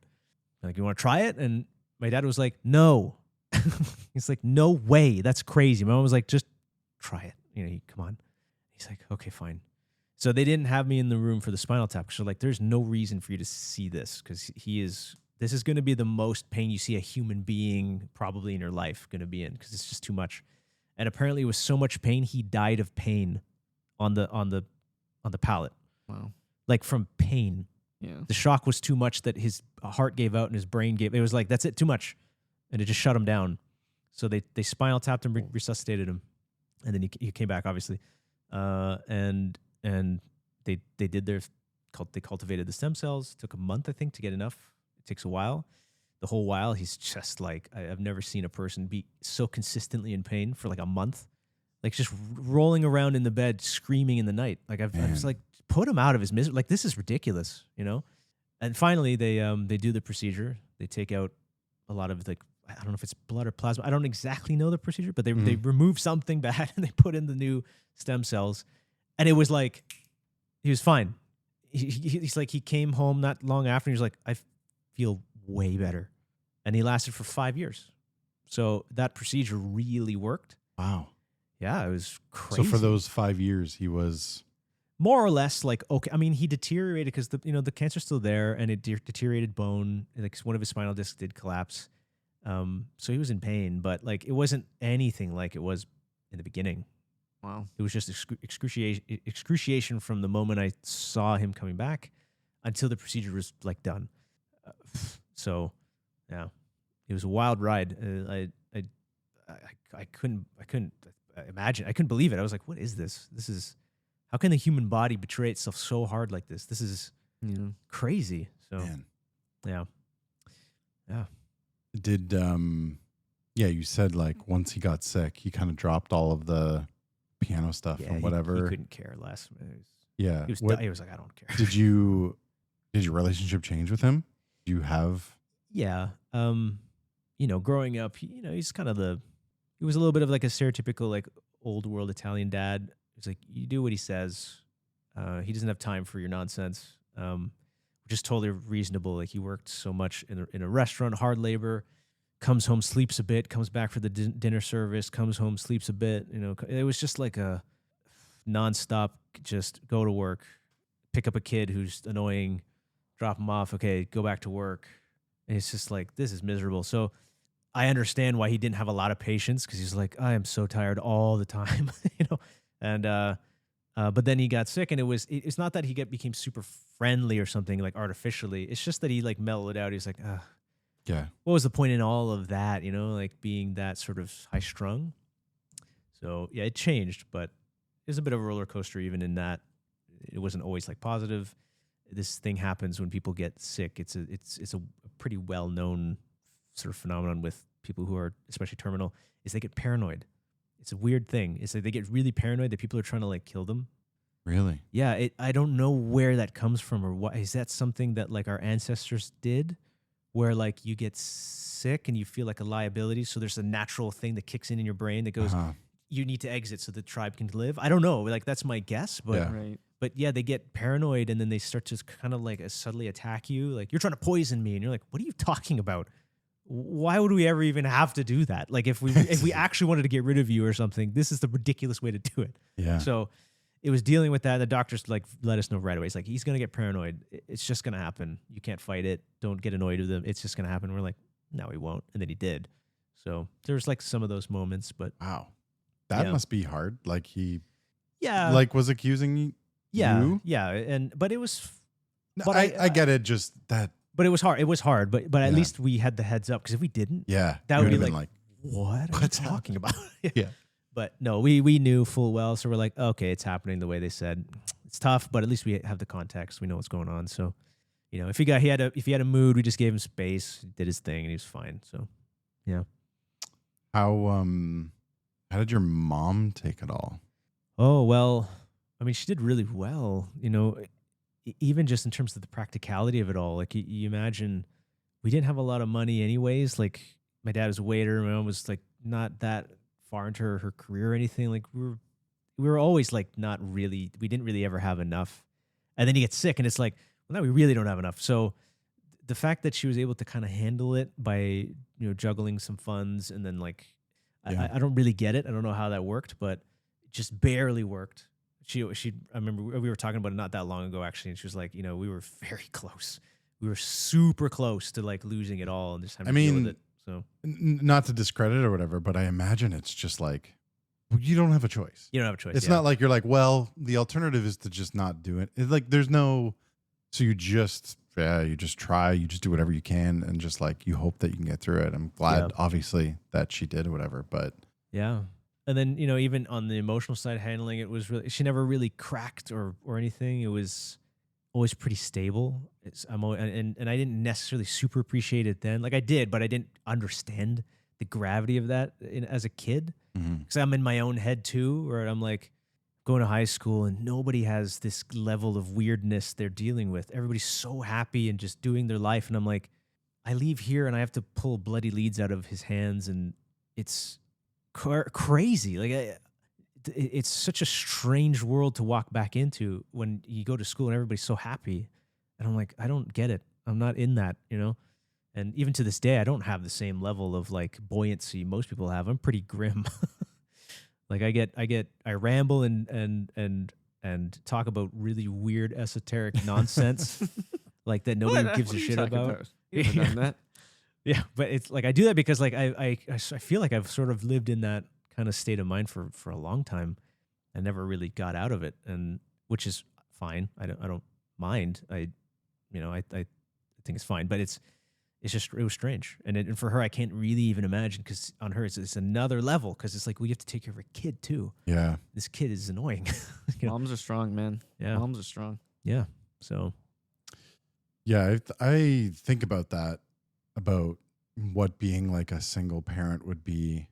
I actually don't even know. I was just about to say if like it would be easier or harder if your kid was older or not. I don't know. Like dealing with young kids and being like, them asking where yeah, mommy or daddy is, like that must be really hard. yeah, But also they probably don't understand, and they probably wouldn't understand. So like in that sense, it probably would be harder to have a more adult child, because it's just like they just understand this whole thing, and it's like it's insanely difficult to deal with, and they Yeah. just have to process it all. Yeah. That's crazy. Did you talk to any of our friends about any of this? No, especially because like what am I gonna say, and what are they gonna say? Yeah, I don't know. Like obviously there would be empathy and sympathy. It's not like it's not a dry well, but it's just like Yeah. there isn't going to be like a real resolution to any of it. It's just, yeah, it sucks. Like I don't know, like it's just what it is. It's life. In the moment, like going through it, because it lasted like 5 years, like, and it was all through high school and then a little bit into college. Like it's all that time was that it was nonstop. It never let up. It was always on. And I, in a weird way now, like in retrospect, am sort of thankful for it. Not like obviously I wouldn't wish for course. it to happen, but like it happened. It was not my choice, but coming out the other end, it there's a it it kind of allowed me to frame the world in a slightly different way. Where like, when I was going into my career and just doing going after whatever, it was like it's not a big deal to me at all. Mm-hmm. It's like I've seen what a big deal is. This isn't it. And I talked to some students, and it's like it's the scariest thing in the world. Like, oh, I'm getting the career. It's like, what if I mess up an interview? Who cares, man? Like, do you know what illness looks like? Do you know what suffering looks like? Don't worry about it, man. Like, if they don't like you, so what? Like, you'll figure it out. And that was my attitude. It was like, look, I've seen suffering that never let up for years. I know what bad looks like. Messing up an interview, messing up an art test, being embarrassed, whatever. Like, it doesn't matter. So in a way, I'm sort of thankful for that. And like one of my closer friends these days, his name is Bronco. He also is somebody who I would consider his characters is iron. Like he nothing phases him. Like this man is like a kind of, it's a really good example of what could be. And I look at his past, he had the same thing as me. His mom got sick when he was around the same age. She lasted for about the same amount of time. And he watched his dad deteriorate as a result, watching his wife die. But on top of that, he watched the war between Serbia, Croatia. He was born there. His parents are Serbian, Croatian. So it's not even like they're both Croatian or both Serbian. It was like a Romeo Juliet situation where like nobody's gonna like them because they're married to the other side. And as a kid, he's like, I watched a woman step off a sidewalk into, I don't know if it's Croatian territory or Serbian territory, opposing territory, just one step, and a sniper took her out in front of him. And he watched her die. He's a kid, right? And he, they can't talk to anybody because nobody likes them because he's a mix. Mm-hmm. And then he comes to Canada, his dad moves into a co-op in the heart of Toronto. It's not like he's softballing it in a suburb like I was. Like, yeah, my dad was sick, but I was also in like an after-school special of a high school. Like it was like a really pleasant experience. It was a reprieve, but his experience was like torturous because it's like he's going through all this. He just escaped war, and then his mom gets immediately sick, and then he's in an inner city school where everything sucks. He has one leg is I don't know what the condition is, but his one leg is like I don't know what to call it, but it's like slightly deformed. Okay. So he has like this issue with his leg. And he has all these issues just piling up. He has to learn English. Like, God damn. So but his resolve was figure it out. Yeah. So, and he figured it out. And like to this day, it's nothing phases him. Like I'll complain about so much bullshit at work. And like he might complain about some stuff, but he's like, hey man, just figure it out. Like, what's your problem? Like if you have this, and this, okay, you can do this, you can do that. So just do those things and shut the fuck up. I'm like, yeah, no, you're right. And he'll just bring it back to earth. He's just like, have you watched some woman get shot in front of you? Like, shut the fuck up. Like it's fine. Like whatever, right? Our director didn't know what he was talking about. Whatever. Like who cares? It's not a big deal. Yeah. And he's like very physically fit. Like he's very wealthy by his own hands. He didn't inherit anything. He had nothing, and now he has his own place fully paid off and a lot of money. And I feel like there's a good you can attribute some of that kind of like if you have trauma and suffering when you're a kid, the silver lining is that you can have maybe some extra resolve gets past your way. And I feel like I got a little bit of that, and I feel like some of my success comes from that kind of struggle, which I'm a little bit thankful for. So, do you think it would have the same impact if it happened when you were younger? Maybe not quite. I was just at the right age where I really got it. Like I really knew what was happening, and I still had to like go into a new world of high school because it was like get home, he gets sick, and it's like welcome to high school. It's just transforming to a new thing. So no, I think if I was younger, it maybe would have been a little less impactful because I'm just kind of going through grade school. It's not that big a deal. So as far as like the academics of it, so yeah. Do you wish you could show your dad what you've accomplished? Where you're at in life and like what you've been able to do in your career? I mean, I suppose like, yeah, but at the same time, I don't think it super matters. Like, I think he'd be happy about it, but I think he was already always just kind of happy with the situation. Like it wasn't like he's waiting for me to succeed, if you know what I mean. He Yeah, was, yeah, he was yeah. already like, that's fine, whatever. Like if I showed him like, hey, look at, I have a career, I make as much as a lawyer drawing stupid pictures. He'd be like, that's cool, you know. I think your mom's in the back, like in the garden, help her out. Like it wouldn't be, Yeah. it wouldn't. It'd be like, that's great, but like whatever. You know, it's not that big a deal. It's good that you're You'd not be a bum, upset that but- you dropped the piano. Well, he probably would be. Yeah, no. He'd be like, great, play me a song. I'd be like, yeah, ah. you're a failure. Get away. yeah, like get out of my face. Yeah. That's wild. Just reflecting on like you talking about how you were dealing with all of this during high school. Mm-hmm. You never showed that. Never. It's crazy to hear about it because, yeah, I'm thinking back now. I'm like, well, actually only known your dad as a sick man. Mm-hmm. That's like when we started getting close, like grade 9. Mm-hmm. But you never showed it during school. And then just to think about like that transition from when you're at school, because we were a huge group of people, always laughing, always joking, always Yeah. making each other do push-ups and stuff. Yeah. And then you go home and it's like, Yeah. boom, it's real life. Yeah. Like, It's this very is some serious, real yeah. shit. Yeah. That's crazy. That's very eye-opening. That's why when I first opened, I thought it was fast because Mm. I assumed it was this started after high school No. and ended after, like that was like only a year or so, and it was just like a very quick thing. It's happened all during high school. yeah. Right from the beginning, right to the end. Yeah. That's wild. Yeah. Wow. I mean, I don't know why I wasn't showing it. I don't know if I was really necessarily even trying. Probably but, to escape. Yeah. Compartmentalizing. well, maybe. But I also like my dad. He's very old world, and it's like you don't a Mm. problem shared is a problem doubled, and that was his attitude. And I think I had that right. It was like, what use is it to be like, hey, it's pretty dire and at home. You'd be like, cool, dude. Like, so, Yeah, but I don't think that's what we're like. Hey, let's talk about it. But like, Mhm. I would have assumed, man, this Marco guy is not happy most of the time. Like, he doesn't laugh with us because I honestly have no idea how I would react to it. But I imagine it would follow me everywhere. and I'm sure it did. It just Yeah. our point is like we never saw it. Yeah. yeah. I mean, I remember at the beginning the way I described it was it's like I had a lodestone tied around my neck. Right. And that really was like what it felt like. It was like every joke, every laugh was labored. It wasn't easy because like every time we would laugh or joke or have fun, there's a ghost right there. It's like, what are you laughing at? It was tough, but at the same time, I knew that denying that was like doing a push-up, if that makes sense. Or like Right. denying it was just exercising a muscle that I need. So it was good. I was like, this is a good thing. Like if there's a silver lining to all of this nonsense, this chaos, it's that. It's learn to survive with it. I mean, I'm not the one who's suffering. I'm just adjacent, I'm not the victim. He is. That was the real revelation. It's like, yeah, you feel sad, but you feel sad because someone else is suffering. It's not you.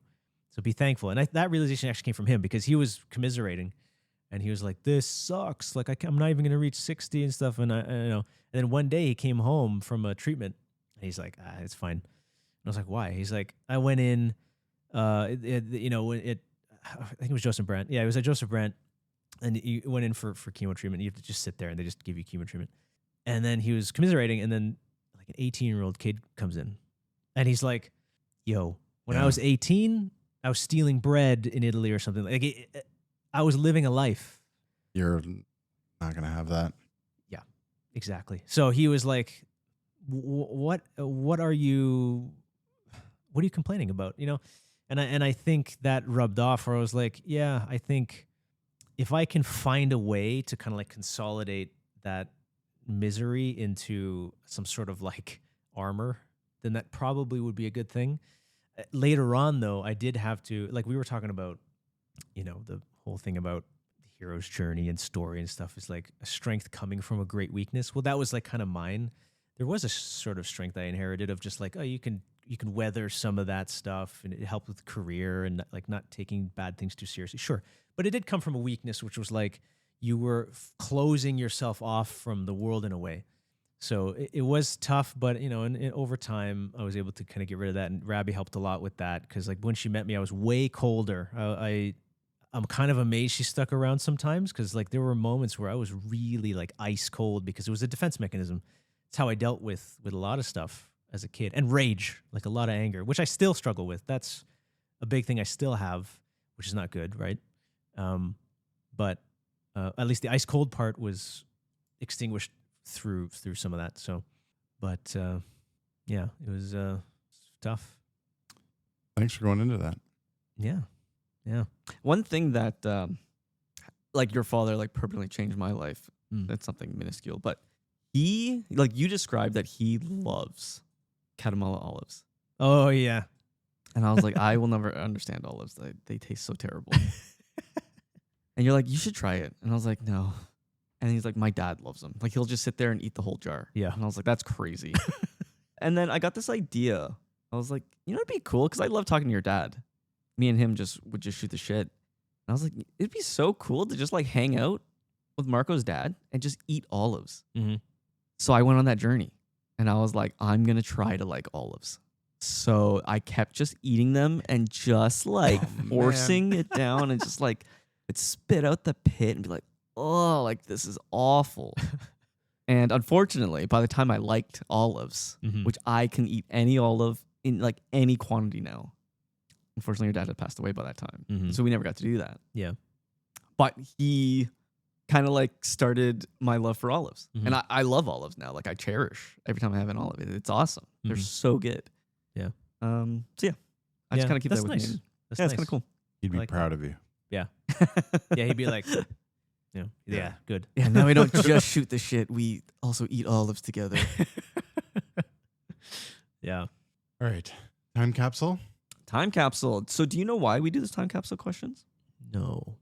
So when we were like putting this whole podcast together, one of the things that I really wanted to do was make these time capsule questions now, get your answers, and then revisit what your answers are in like 5 years, maybe 10 years, and like re-interview you and like do these time capsule questions again and just be able to compare it. And so I found this list of like, it's like 32 or 34 intimate questions that you can ask someone to become like closer to them quick. Like after this little questionnaire, you'd be like really close to them. So I like went through it. I combed through all the questions and I just picked a bunch of the ones that I really like. Yeah. So this is a standard list that I ask everyone who comes on the pod. And so let's get into it. All right. What is your favorite word? Craft. I think, yeah, the idea of Good mac and cheese, like yeah, dude, it's the best. My favorite word for that reason. they make peanut butter. So Okay. good. It's so good. Those bears. Yeah. Don't get me started. Yeah. No, no, craft to me it's sacred. I think if there's one quality I admire in anybody is if they're focused on craft. If somebody's like, I'm obsessed with learning whatever, fill it in. It doesn't even matter what it is. But they're serious. They're not just like, I like the idea of it. They're actually burying themselves in the actual craft of it. I think that's just one of the most commendable things. Not the most commendable thing, but one of the most. But commendable. it's hard not to respect that about someone. Yeah. Right? Like you Yeah. can't just like see someone Right. really dive into something that they've honed. Yeah. And be like, Yeah. That's actually like, I actually like lack respect for them now. Like it doesn't make any sense. Like that's overrated. There's no way that's ever overrated. Exactly. That's a exactly. good favorite word. That's really cool. Yeah. We already went through this, but what is your least favorite word? Talent. It's dumb. It's this ridiculous anti-craft concept. Everybody should erase it from their brains immediately. It's like do you hate poison. it because it's kind of like a lazy application of It's worse than that. It's an excuse. It's an excuse, but it's worse than that. It's like an. oh, sorry, not application, lazy assumption. Right. Yeah. Right. Yeah. That's what I meant Yeah. to say. But Yep. it's like a poison. It's an infectious disease because you could be on a path to do something, and then that little thought, this little seed will get planted that, oh, I don't have the talent. I don't have this God-given gift like an X-Man to play piano. Like our ancestors ever thought of that. Like that was ever reinforced in any way in our evolution. and then you stop because you believed a lie. It's evil to me. I hate it so much. It's like I have people like family members who believe in it, and they'll tell me like, oh no, you were good at piano because of like you had talent, and I was like, stop saying that. You don't understand the countless hours reinforcing good practice, technical practice, thousands and thousands of hours, hating every second of it, but doing it Right. so that I could be good at it enough so people leave me alone. It wasn't talent. It was obsession for the wrong reasons, but it was obsession. And then when I practice art now, it's not as focused, admittedly, as when I was doing the piano because I was fueled with some sort of strange rage, but it's with that same thing. And it's not talent. It's just hard work and focus. That's it. Who is your favorite person in the world? Well, it was Rabbi. Nice. Yeah. Why? Well, she is obviously like my partner forever, but also like on a practical level, honestly, if she wasn't in my life, I'd be way harsher. I'm already harsh. I'm a very thorny person it's tough to be around. Like I know that most people tend to distance themselves from me eventually. It's true. I'm making a face because I've never experienced that. But I know you have, Lou. Well, we've had arguments where I'm like yelling at you. Right. Yeah, but I'm making a face because I'm. What are you talking about? Like, Well, yeah. okay, maybe you guys are more used to it, but I've had other friends who like I'll do the same thing and they'll be like, "Yo, you're crazy," and they'll like kind of leave. They're like, "This is too much, right? You're too much," and that's fair. I am, And Do you really think that there's times that I've distanced myself from you? no, not that. It's just that I've definitely like yelled at you in an argument.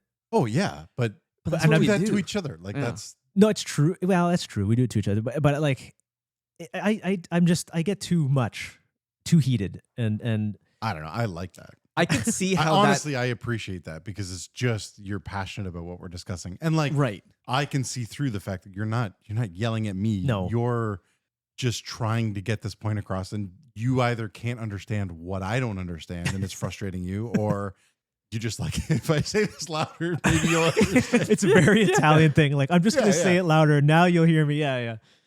No, but I guess in general, just in general, like I have a weirdly harsh personality, and if it wasn't for Rabbi, I'd be even harsher, like way harsher. I'd be colder, way more unforgiving, and I feel like if without her, even I feel like my soul would be at risk because there's one commandment in particular that we have to pay attention to, which is like you have to forgive the debts of everybody around you, or you won't be forgiven those debts. Never mind the like the religious aspect of it, whether or not you believe of some hereafter. Just in terms of the practical thinking in a society, if you Yeah. want somebody to forgive your debts in an unreasonable way, where you're like you've wronged somebody horrendously, and you're like, I'm sorry, please, I mean it, I'm sorry, and they say you're forgiven. And you're like, really? You're like, I don't have to. Yes. If you then turn around and grab someone by the neck and say, you will pay me every cent, well, then you're a wicked servant and you need to be thrown out. Like, because you're a hypocrite then, right? Yeah. But we're all guilty of it. Like, I'm still guilty of it. I still hold people accountable in ways where, We're and then I human. turn around and I'm like, oh, please forgive me for the things I've done. Like, it's stupid, right? So, yeah, without her, I don't think I'd even reach that point. I think I'd just be vindictive and mean. So yeah, that's why she's my favorite. That's awesome. Yeah. A cute little story. I don't know if you've. This might be embarrassing as well, but I've gonna had tell it plenty 'cause- of embarrassment. It's fine. when you guys had first gotten together, Mhm. you would talk on the phone, Mm. and she would like call you while we're all hanging out and stuff, and then you would leave, and you'd go talk to her, and then like it just happened so often that she would call while we're hanging out because we hang out like all the time and Yeah. like for so long. Like even tonight, we've been hanging out for like 5 hours now, That's wild. Yeah. and then you were just like, you know what? I'm just like not even gonna leave anymore, and I'm just gonna like talk to her while in the room. And we would just hear you talk, and it would be like so much baby talk. And I was like, why is Marco staying here? Like he's got some big ass balls.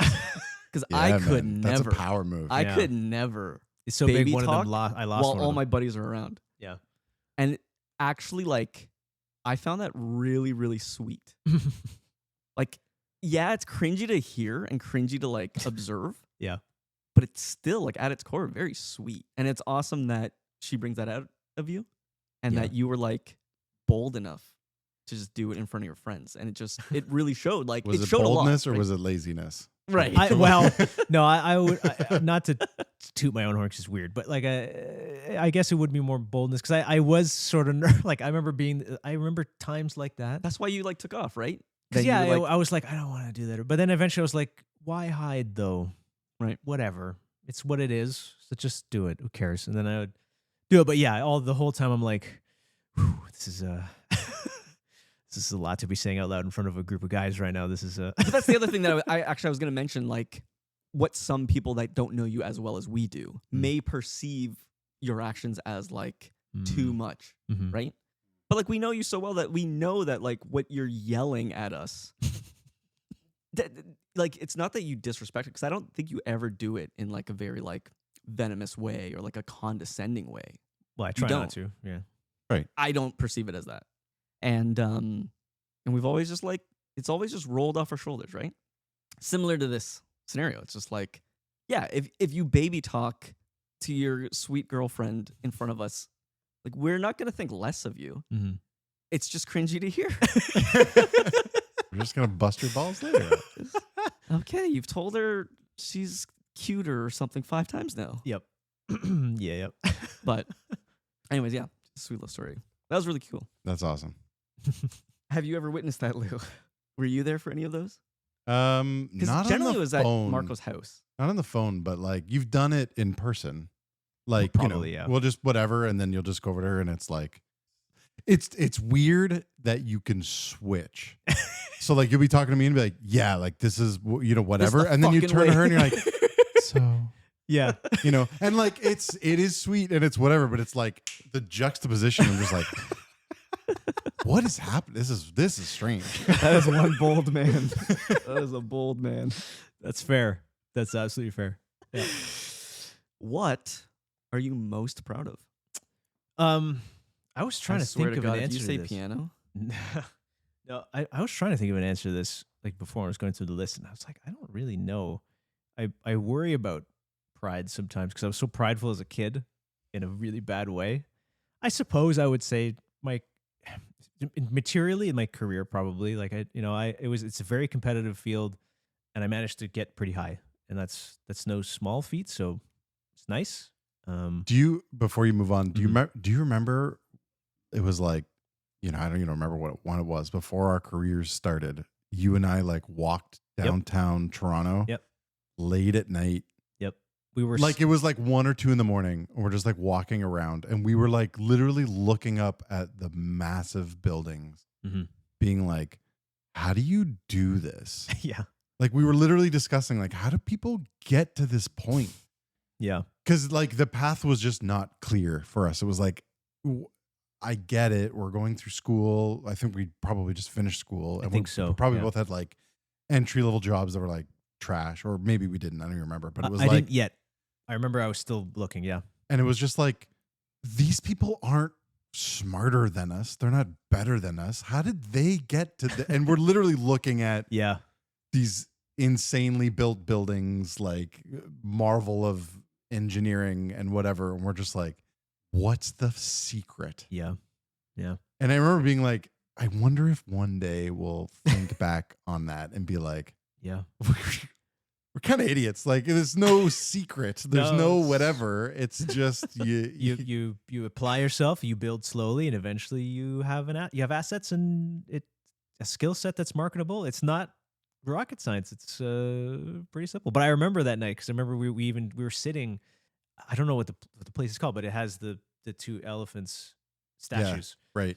And we were just sitting on the thing, and yeah, we were looking at I remember we were looking at that bank building, and then at some of the buildings in front of us. And we're like, one day we got to figure this out. Yeah, I remember that. I'd say we figured it out. I think we did. oh yeah, Which is We did cool. all right. Hell yeah. Yeah.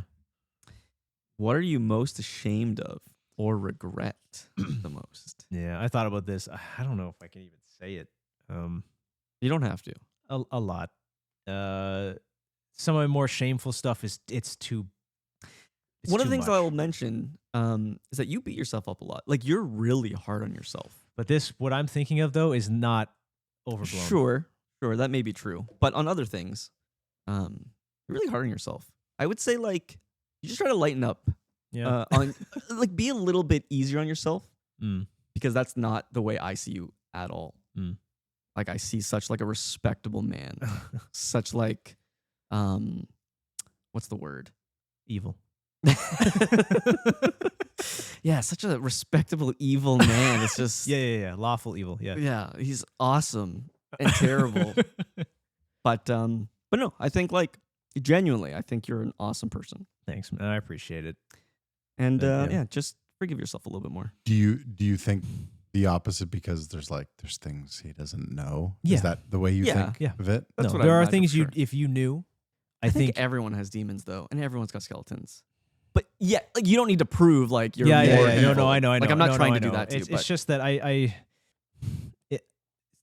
it's just I feel like if there is a judgment day, if I'm hurled into the pit, I'll say amen all the way down. It's yeah. So Yeah. Really? I think so. Yeah. I mean, I don't know what you've done in your life, but I can't imagine it being yeah, one thing I'll say is that like bad. my mom is the most religious person I know, Mm-hmm. and she is like the most actively faithful person I know. Mm-hmm. She prays an infinite amount in comparison to like the average person. And it's because of her guilt. Yeah. She believes she's such like what she's done in her life is so horrendous. Good for her because that's a path to real And salvation. yeah, and but I think the same thing is like I think she's just so critical of herself and so hard on herself, and she's just trying to like do as much as she can to absolve it. And I think You said good for her, but like, don't you think that there is a level that could be too much? I mean, yeah, but I think there's wisdom in a continued repentance. However, if you are religious, and I feel myself veering more in that way, the more I dig into it, the less I thought it'd be the opposite effect, but it hasn't been. And one of the rules though that comes out of it is if you are repentant genuinely, he's supposed to you are cleansed of it because you genuinely repent. Like it's not like a perfunctory, oh sorry, no. It should burn you from the inside out in a way that's almost unbearable, which is I think what's happening with your mom, and I know that feeling. I think about some of the stuff I've done, and I'm like, oh man, like just hurl me into the pit. It's fine. Like it makes sense. But the reality is, if you come to that realization, if you are religious, you've been washed, and it would be fine. So in reality, it's almost not really useful to be repentant of the same thing over and over again because it's almost like you're saying, well, I don't believe he's forgiven the way he said he's going to forgive. Well, then it's like, well, what are you doing then? Because that's so in a way you're right because believe me, of the things I've done, sometimes it's kept me up at night for several nights in a row where I can't believe it. I'm like, really? You know, and so in my own time doing the same thing that you described your mom doing, I can only hope that it's enough. And if it is, then great. But if not, I wouldn't be frustrated. I'd be like, yep, makes sense. Well, like, is there anything instead of like shame? Is there anything you regret? I think I should have spent a little more time with my dad. Like I was a little too focused on like working and drawing and trying to get better at that, which is why like right now I am usually like really busy all the time. Like we're having like less people in our office from layoffs, but more work because our partners want more from us. So it's been ramping up steadily over the years. But I always try to make sure there's always like Saturday, me and Rabbi have the whole day. Doesn't matter what's happening. If I have to work all day Sunday, fine. But like Saturday, at least we have in my office, she has a chair and a whole setup so that she can be there the whole time if she wants. And we are always at least together. So I feel like I learned that lesson in a way, but that way is a regret where it's like I could have spent more time instead of just being locked away in my room drawing, boxes. Yeah, I mean, once again, So- like I think like you're just being a little hard on yourself. Yeah, you could have hung out with him more, sure, but we're kids. Yeah. We're yeah. naive. That you is know? fair. It's like we I, don't I'm not, understand the And your gravity dad of probably things. like, not to say your dad's a bad guy, but he probably didn't want to hang out with you either. Like he was like, he did a long day's work and he's comes home and he's Yeah. like, Right. leave me alone. You know, Yeah, yeah, not yeah. that, you know, that's healthy or whatever it is, but it's like, you know, it's not like it was your choice to just be like, that's I true. don't want to hang out with my dad and I'm not going to do that. Right. It's Yeah, like, yeah. No, but it's fair Right. because if he's tired, he's like, I just want to watch a soccer game. Like, Yeah. leave me alone, please. Yeah, I get it. Yeah, yeah, Yeah. yeah. I agree. What's the one thing you do on a regular basis that you absolutely just hate doing? Pride. Huh? Way too prideful. Mm. It still sneaks up on me. You know, I'll be in meetings or whatever, talking about work or whatever, and then I'll get into this thing with some people. Be like, oh yeah, so and so is this and this. Like, you know, what an idiot. Blah, blah, blah. And it's like, and then I'll catch myself later. Be like, man, stop it, stop that. Like, what are you doing? Like, you keep saying like, oh yeah, don't condemn. And then I just turn around and be like, I condemn you. Like it's so prideful. Like just, I think getting that to stop is really tough. Like I had a moment in time where I was like, okay, I have to stop lust, right? You know, we struggle with, I don't know, well, some people don't struggle with it, just do it and they don't necessarily care. But, you know, watching stuff on the internet you're not supposed to watch. Pornography is like corrosive lava. It's burning our souls away. But I'm thankfully, you know, when I was like, I'm going to stop this, it wasn't that hard. I was able to kind of just like, and it was kind of gone. It was okay. But pride, I don't know what it is about it. I cannot stop myself from being proud of like my position or my skill set or my knowledge of things that in particular that's pertain to whatever. It's just dust and ash, and I put way too much stock in it. I need to let it go more. But yeah, probably pride. yeah, I can see that. It's just like, it helps you reinforce why you've done all this. You Yeah. know? And it's not, I'm not saying it's a good thing, but Mhm. it's like, Yeah. you know, that's why you do it. Is like, you're like, well, I've worked so hard to Yeah. get here. I've done all of the things that I need to do. And, you know, maybe someone's coming in that doesn't know those things and is trying to tell me what to do. Like that is not, Yeah. it's just going to trigger you to not accept it. Right. And Yeah. That's exactly the reasoning that I tell myself in the moment, and then after I'm like, bro, come on. yeah. So If you could have a superpower, what would it be and why? just to like heal immediately. Mm-hmm. Just to be like, you're healed, don't worry about it. You're healed, don't worry Oh, to about heal others. it. That would be great. A funnier answer, teleportation. If I could just be like, I want to go to Paris, boom, Paris or whatever, you know what I mean? Because like I always loved the idea of be like, I want to visit Japan or I want to, but you got to like book the flights, get hotels. What if you could just be like, I'm gonna go to Tokyo, boom, you're there, spend the afternoon or whatever, and you're like, I'm gonna go home, boom, you're at home. That would Yeah. be sick. Yeah. So yeah, Do you think though, like if you had that capability, it would still be like a marvel to do it? yeah, I think so. I Or mean, just like I could be anywhere, so it actually doesn't matter because I could be doing anything, and anything is nothing. I mean, I think it would cheapen it a little for sure because there's value in a journey, Yeah. of course. However, it'd be ballin' to just go to Tokyo. man. You know what I mean? Just be like, I want to be in Tokyo right the now. best sushi in the world, like boom, you're there and you Amazing. can have it. Yeah. So The novelty would probably wear off. Where you're like, I'm just gonna spend the weekend at home. 'Cause I can- It's like, yeah. dude, you could be anywhere in the world, and you're like, yeah, well, Whatever. yeah. it's- Doesn't matter. I don't care. Yeah. But like, surely for the rest of your life, you're teleporting, Yeah. all over the place to do stuff, right? Mhm. Oh yeah. I mean, like it's super useful. Like you would make so much money if you provided it as a service. It'd Yeah. be insane. Yeah. It would just be insane. So Yeah. If you could market that, be like, where do you want it? It doesn't matter where, I can bring it there. Yeah. Mhm. It'd be incredible. yeah. Yep. What's one thing that you wish people understood about you? I don't know. This one was tough to figure out too. That I am usually quite busy all the time. Some people don't believe me. Mhm. Where I'm like, oh, I got work, and they're like, okay. No, it's like, no, I do. I do. Like it's nonstop. You talk to anybody in the entertainment industry, it's like it doesn't end. You finish a task, you're like, quick, we got 3 more. It needs to be done yesterday. You're like, oh, come on, please give me a break. You're like, no. So maybe that, I guess. Yeah. That Well, then thank bothers you you? for being here. I mean, it doesn't really super bother me, but like it can be a little bit disheartening because sometimes I can tell when somebody doesn't believe me, Mm-hmm. or I'm like, I got to work, and they're like, yeah, okay. And I'm like, no, I actually do though. Like I'm going to be working. Other than the Saturday I devote to Rabbi, or like Saturday or Sunday, one of the days, I have to work the other day. Like I have to. I don't have a choice. So, yeah.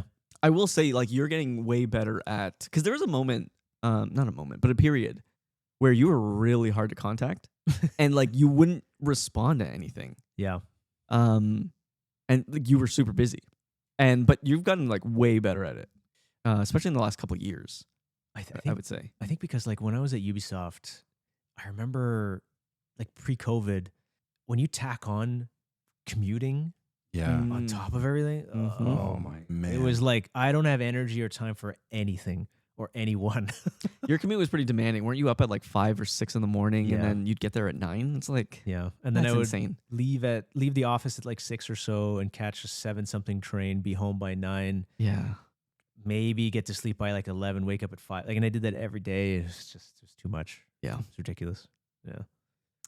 If money was not an issue, how would you spend your time each day? I mean, I would definitely just still be drawing and painting as much as possible, but like learning too, which would be great. Nice.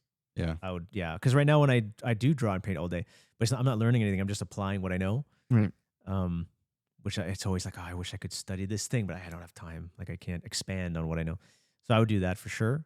Do you think that's how like some of the greats, even in your industry, got to where they are? Like how did they afford to continue to learn Yeah. and grow? I think that's a big factor. How are they able to do that? I think their family had wealth and they could afford to, which is fine, right? Yeah. But I think that's the reality. I think a lot of do, but some of them, honestly, it's just like their obsession was unhealthy. Mm. Like I've had obviously an unhealthy obsession with it, but not to like some other people's levels that I've seen. There used to be a website. If any concept artist ever listens to me ramble right now, they'll know what conceptart.org was. Man, the attitude there that was like proliferated with among all the concept artists was like, if you're not working all the time, you're trash. Like you're trash. You should throw yourself out. It was this really, really bad, toxic place. And I always steered clear from it because I was like, this is gross. It's, chewing out like a 12-year-old because he took a nap or something. And you're like, what are you doing? And so the community was really bad. Yeah, so I think some people got to where they are because they applied themselves that way. And then I think nowadays, like, I remember I went to a convention with a friend of mine named Gabe, and we were there and we saw some of those like great individuals, but we could tell right away that there was something not right in there. I remember this one woman, the director, she was like, "You boys ready to go into bed?" And it was like 2 a.m. We're like, "Yeah." And she was like, "Come on, it's night's young, let's go." And we're like, "No, it isn't." But we were like young, and we're like, you know what though? She's this like prominent director. I won't say who it is, but she's like really high up there. It's done stuff that we have all like entertainment things that we've all played and done. So we're like, you know what? This is a great connection opportunity. Let's go. And so I remember we were out, and she was like, "You boys want a drink?" And I was like, "Yeah, okay, sure." And she poured half a glass of, I think it was rum, and she chased it because I thought she was going to put like Coke in it. She chased it with another half of vodka. I was like, who is this for? Like, what is this? What's happening? What is this? And she poured herself one and was just drinking it like normal. And I remember I was out with Gabe and I was looking at him and I sipped a bit and I was like, this is so nasty. Yeah. And I remember I drank a little bit and I just tossed it out when nobody was looking. I just like threw it on the ground outside and I was like, shh, and like it caught fire. It was just like an insane drink. That's insane. And this person's just like, it's 2:30 a.m. just like down and I'm like, you're nuts. So, yeah. But she was amazing at her craft. Unbelievable. Do you think Yeah. that's like almost a character trait that you have to have? You have to have a few loose screws to No. be great. No? No. I don't think You so. think you could have it all? Yeah. John Singer Sargent is a good example. Kim Jong-gi is a good example. No, you don't need it. I think it's helpful, I guess. Like if you're already a little bit out there, willing to sacrifice things you shouldn't be sacrificing, then you could make it. But there are a lot of examples of people who just keep it balanced, focus, and they get there. So If you could change one thing in the world, what would it be? Oh man, nobody gets sick. Probably. Yeah, what a productive society we'd be. Yeah, it would be nuts. Everybody could just go for it. Yeah. Yeah. Probably maybe that, I guess. That'd be wild. At the very least, like no like cancers or like no diabetes. Yeah. Mm. Like Things- flu and stuff. Dude, no Okay, diabetes, maybe. like all the Mars bars and Snickers. Oh my god, it's so good. Yeah. Yeah, dude. And I can't get like gum Red cancer Bull. or anything. Or, Yeah. Exactly. yeah. Yeah. What a great vision. Perfect. That's exactly my intention when I I wonder if taking away any of the negatives, just like any of the positives, Yeah. like have what kind of impact they would have on society. You know Right. what I mean? Like Yeah. the fear is part of what drives people. Mm-hmm. Mhm. You know, and like I don't know, sickness, like cancer, like okay, that's a hard one to argue. But like sickness in general. I think it's a good point. I thought about this before, and I think you're right. It's obviously you don't want anybody to have it or get it. However, the flip side to it is that as an added struggle, materially, earthly speaking, it's very regrettable. But like what it can do is strengthen you and even the people around you to be tougher and more capable to do things, and that's not valueless. So I don't know. I feel like at the very least, just taking it away from like kids, Yeah. that's like not necessary. So Yeah. Yeah. It's interesting. Like, yeah, what's the consequences of not fearing getting sick or unhealthy? Would you just become a lazy person? maybe, And would that, Possible. Yeah, Yeah. permeate in other places and stuff? Yeah. It's just interesting because Yeah. it just like extrapolates. Mhm. It's like it's just so much bigger. Yeah. I mean, it's like the whole sex robot thing. Yeah, Like, yeah. If sex robots existed, actually, like where is society then? Yeah. This just goes back to sex robots. There you go. Yeah, like Yeah. let's like, just talk more about sex robots. Like, let's be honest. In a roundabout way, let's just go back. Unfinished business. yeah, like I also struggle with things like universal basic income. It's kind of like Mm. how does that work in the big scale of things? I know there's a lot of economists that research probably way smarter than I can think about it. I just can't grasp the concept of like, wouldn't everything just get Yeah. Right. like more expensive and then would basically be the same thing except the floor is just a lot higher, Yeah. right? That's yeah. But you could Um, argue that's a good thing if the floor is higher. Well, no, but, it'd be the No, same but result, the right? floor would be the floor is higher, but it's still zero. Yeah. In the only way I can understand it. Yeah. Like if you always had like food on the table, roof over your head, and that was not a struggle, Yeah, but food and a roof cost money. right? If everybody had the same additional income, those things would just cost more and they would just be unattainable by the bottom people that you were hoping would get it by just giving them this basic income, I see right? what you mean. Yeah. Right? Yeah. So like, all I'm saying is like this with the change of like if you just got rid of like sickness and all that sort of stuff, it just has this like weird effect on like everything. Yeah. That my dad brought this up and he was like, Trump offered to buy Greenland. Do you remember hearing Yeah. that? And he was like, every citizen of Greenland just gets $1 million. And I was like, that's terrible. Like imagine all your neighbors, like everyone just has this crazy influx of money. Like who would work at a grocery store if you were a millionaire? Yeah. Nothing. So would like work. your grocery store, all the prices would just skyrocket. Like everything would just balloon with this inflation. And it would just be like, well, now none of us have $1 million, or like, Effectively. don't have $1 million. So it's like it doesn't do anything then. It's like Yeah. it's kind of stupid, right? Yeah. Now you could all leave and go somewhere and you'd have $1 million or whatever. So I mean, yeah, perhaps then you'd there's- be balling somewhere else, but then Greenland Yeah. is like useless then. Right. Everybody left. Yeah. Anyways. That's a wild thought experiment. Where do you see yourself in 5 years? I mean, hopefully owning a home. You That's- owned a home. I did, but yeah, I was in Montreal, and I did it because it's like it was cheaper, right? But it was also far away. So like What was the overall plan for that house? Well, it was really weird because I was leaving Ubisoft, not leaving Ubisoft. I was trying to kind of get away from Ubisoft Toronto, right? And so my plan was, look, I can get a condo there for like $270,000, and I could try to either get into Ubisoft Montreal, or there's a couple other prospects, and they were good and they were working. And I even got a really good offer from one of them, from Warner Brothers, and they're like, you can come here. And I was like, okay. But then out of nowhere, CA is like, we'll give you significantly more, but it's in Toronto. And I was like, I can't say no to this. This is like, Yeah. the number was nowhere near the other one. And I was like, really? For the Mm. same work? And they're like, yeah. Yes, of course. So I stayed. So then I just randomly had a condo in Montreal that I had 3 separate ways to go into Montreal, and randomly one in Toronto was like, Yeah. we're going to you're staying here. outbid them so hard. It's not even funny. So stay here. And I was like, okay, yeah. So, and Did you rent it out no, I was thinking about it, but I was like, that could be a headache. Yeah. Mhm. that far for? Yeah. So in the end, I just sold it, and thankfully it sold in like a day, which in Montreal is rare. Some of those things are up for like 120 days and stuff. So Mhm. Yeah, actually, Montreal has this weird like. Actually, I don't remember how it's what the details are, but like everything happens on like the 1st of July. yeah. Yeah, you're aware about that? Yeah. Like all of leases end there and all things. So like that's just the day that all sales and transactions happen with real estate and stuff. It's like it's actually fucking terrible Yeah. because it's so difficult It's so to get wild. stuff done and So everything wild. happens all at once. And Yeah. It's all to spite Canada Day, yeah, I'm which sure is that's it. hilarious. Yeah. It's like, really? Come on, guys.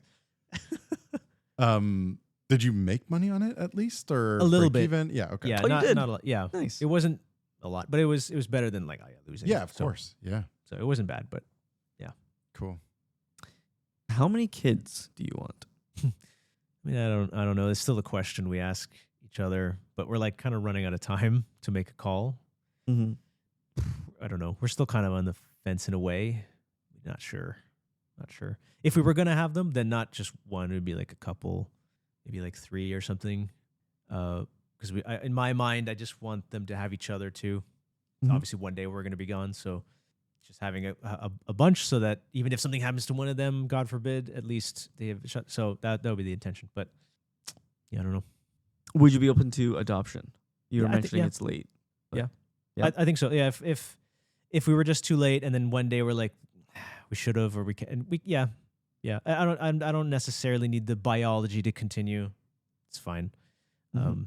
It's just raising a life to have a shot that would be the point. So Do you think you're over time it's going one way or the other? Like were you wanted them and the desire's going down, or do you think the desire's going up as you age? I think the desire is going up. When like even just a couple months ago, it was like pretty much none. But there's been a kind of shift in me, and there's a kind of desire to do it, but it's tough, because we are older too. So we almost have this feeling like we missed the boat in a way. So yeah, it's tough. Like if we were like 32, 31, I think it'd be easier to be like, okay, let's go for it. But or even like 33, 34, 35, whatever. But we're like 37, 38. So it's like we're really pushing the ceiling, right? So, yeah. What is the biggest or one of the biggest things you want to accomplish in life? Probably to actually make my own game, I guess. Mm.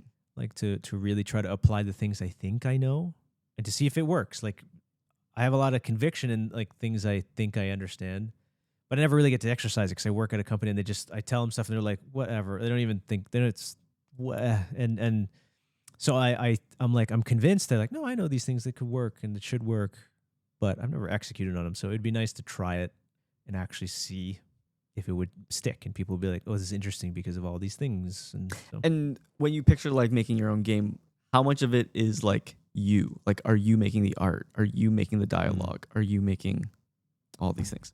well, it would be small, like your average indie sort of team of like maybe 5 or 6 people at most, and but solo dev is really tough. It doesn't even really make a lot of sense. For every one guy who makes Stardew Valley, you have like thousands of people who just it doesn't go anywhere. So it Right. takes years to even have like a viable product. And your better bet is to like have an idea and create a vertical slice so you have some sort of like demo build, and then create presentations you can pitch to publishers to give you money to then hire the proper people to get it done. So have at least a couple programmers, have a sound guy, have, the things you need, and then execute on that. And then you just manage it all. And Yeah, and I would want to be part of the narrative art, the stuff that I know, but really stay out of the stuff I don't know, which is a big flaw a lot of directors do have, is that they stick their nose in something that they should just not bother. So, yeah. nice. That's the last question of the list. But this is my final question. It's my new favorite question I've heard. Mm. And I'm going to adapt it into my questions I always ask. Before I ask it, because it's the final question, Lou, did you have anything else? No. Marco, what do you think is the most important thing that we did not talk about today? Not that it like super matters, but I guess my own cancer. Oh, Probably. I forgot about that. Well, it was quick. Yeah. It wasn't like a big deal, thankfully. Yeah. But I guess but it doesn't really matter. It was fast, And what is it that you had? testicular. And no, it was crazy because like a friend of mine, he got it, and we visited him in the hospital, and he had the operation. He was a little worse than mine, so it was tougher for him because they had to remove lymph nodes and stuff too. So it was a bit of a harder deal. But it was, from what I understand, it was fine. Sadly, he passed away for different reasons later on. Really? Yeah, it wasn't even connected to cancer. It was something else. And but then it just got me thinking about it, and I was like, I should keep an eye on it. And then like 4 months later, I was like, I'm getting all the symptoms he was saying to watch out for. Is it just in my head, or like, is this for Yeah. real? And I went to the doctor, and the first time he was like, it's in your head. Come on, man. It's in your head. It's just like a, Wow. you need antibiotics. You take this for a week. And I was like, okay. Oh man. So I did. And then I went back and I was like, wrong. It's still exactly the same. And he's like, okay, well, now we'll do some scans. And I remember we couldn't get the scan done on that Friday. It's just too late. And then so I went in Monday. I got the scan. It's all done. It was like Monday night. And then Tuesday morning, I commuted into Toronto to work. And I was talking to Bronco, and I was like, just to let you know, I got scans. I mean, they might call. I don't know. I don't know if I believe they will. They might. But if I do, it means I've got cancer and I got to go for a while. And he's like, okay, we'll just keep an eye on it. And as he was talking, they called me, and I was like, that's it. That's it. And then I answered, and they're like, you're going to want to come down now. And I was like, I just commuted into the city. It's going to take me a while to get there. And they're like, then do it. Like, just come back. I was like, yeah, okay. It's Yeah. it's as bad as I thought. So we went back, commuted back. Like, it took like 2 hours because it's like going back was harder because I had to go back to Milton and then drive to Burlington. And then the whole time I'm like, Right. I was Man. gonna ask, like, at that point, what's going through your head? Like, I was like, you got to be kidding me. because you don't know the scale of it at that point. You're just Exactly, kind of yeah. like, this could be It it. could be a lot. Yeah, it could be really bad. And I'm thinking like, it's like it happens to my dad, and then it has to happen to me like so soon. Like, come on, give me a break here. And so we went to the doctor. This is the Tuesday. This is one day after the scan, and then he was like, we need to get you to the urologist like now. Like, and he showed me the mass. It was like it's pretty big. It was like 3 centimeters by 2 centimeters, something like that. It's not small. It's Wow. inside the testicle. So I was like, yeah, okay. So I went to the urologist. He asked me a couple questions, just going through the routine, and it's like, yeah, confirmed. This is what we think.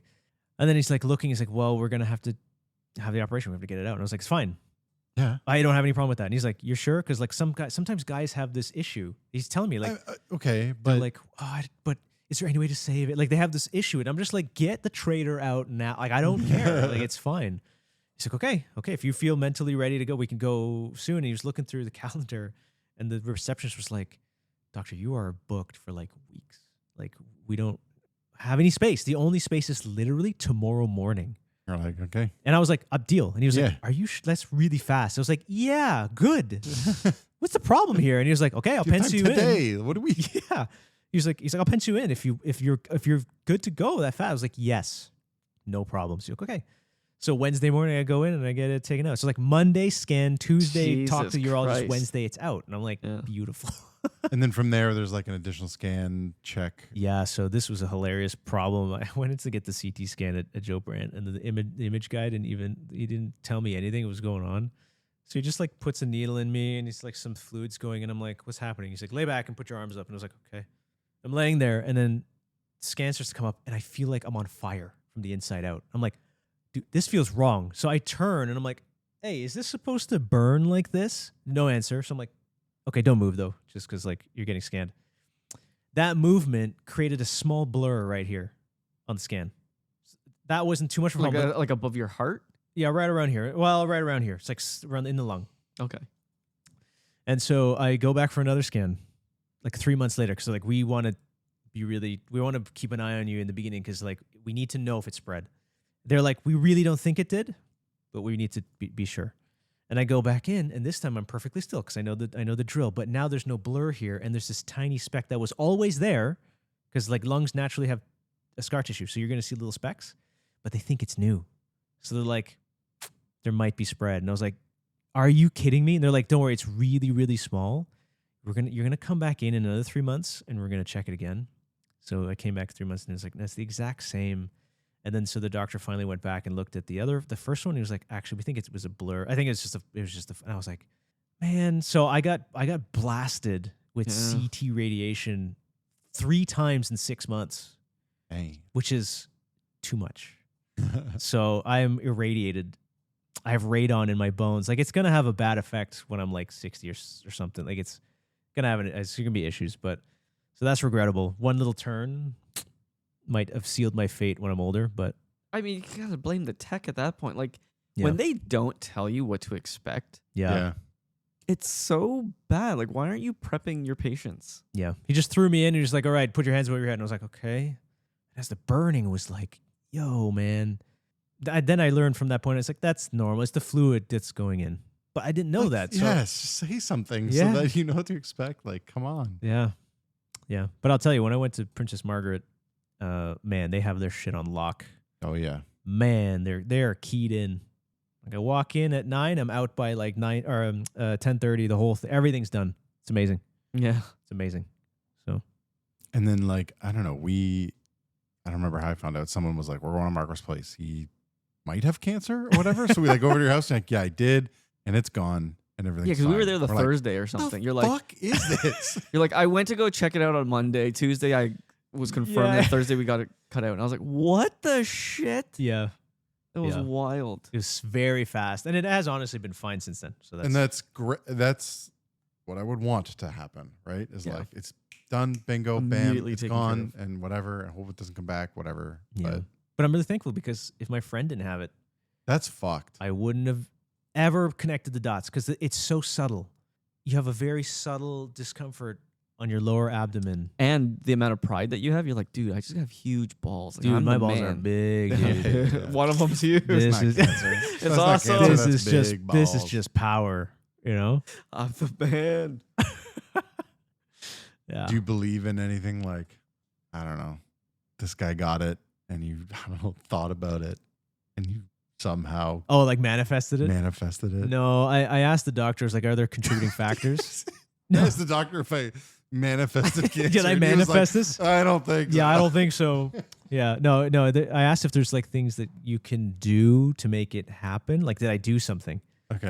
And he's like, no. What it's essentially like the analogy he gave is imagine you're driving down a highway, and then in opposing traffic, somebody's wheel comes off and it bounces into your lane across the traffic and hits your car and you die. It's that random. Like it's just Yeah. it just happens. Yeah. So I was like, okay, He said, stop jerking off though. And I was like, okay, fine. No. No, Doctor, no. I won't. Don't they recommend to do it? It's like good for your prostate, isn't it? Yeah, because what's producing your prostate, if it doesn't leave, it becomes toxic. Yeah, that's why I do it. Healthy prostate. Like Yeah, I yeah, only yeah, yeah, aim for yeah. the healthiest prostate. Yeah. Totally. That's crazy. And we did miss that story. I mean, there's a bunch of stuff we didn't talk about, but No, it's fine. Yeah. that's cool. We could I'm talk glad to we you got forever. talk about It is 3 a.m. Really? Yes. Yeah. Whoa. We've been here for 6 hours. I thought maybe it was like 12:30. It's 2:55 a.m. That's wild. Okay. I mean, Is this what you regret? Is your biggest Just being regret here for saying too long. yes to this? Like me and Lou were really excited for this because we could talk to you forever. yeah. And then we And- did. And then we did. So I'm like wondering how you guys gonna cut this down to like a. I don't think we are. Oh no, you're just gonna do It's full. probably going to be like 5 hours, Wow. maybe two-parter. I don't know. Dang. We'll see. I mean, I ramble a lot in the for beginning. those that are still listening. Yeah. Yeah, exactly. You did it. Yep. You made it to the Made it end. to the end. And now you get a little treat. Oh, what's the treat? Should I play one of the other ones? Yeah. It's the Luli Podcast. Nice. Oh, yeah. These sound It's the crazy Luli good. Podcast. It's too good.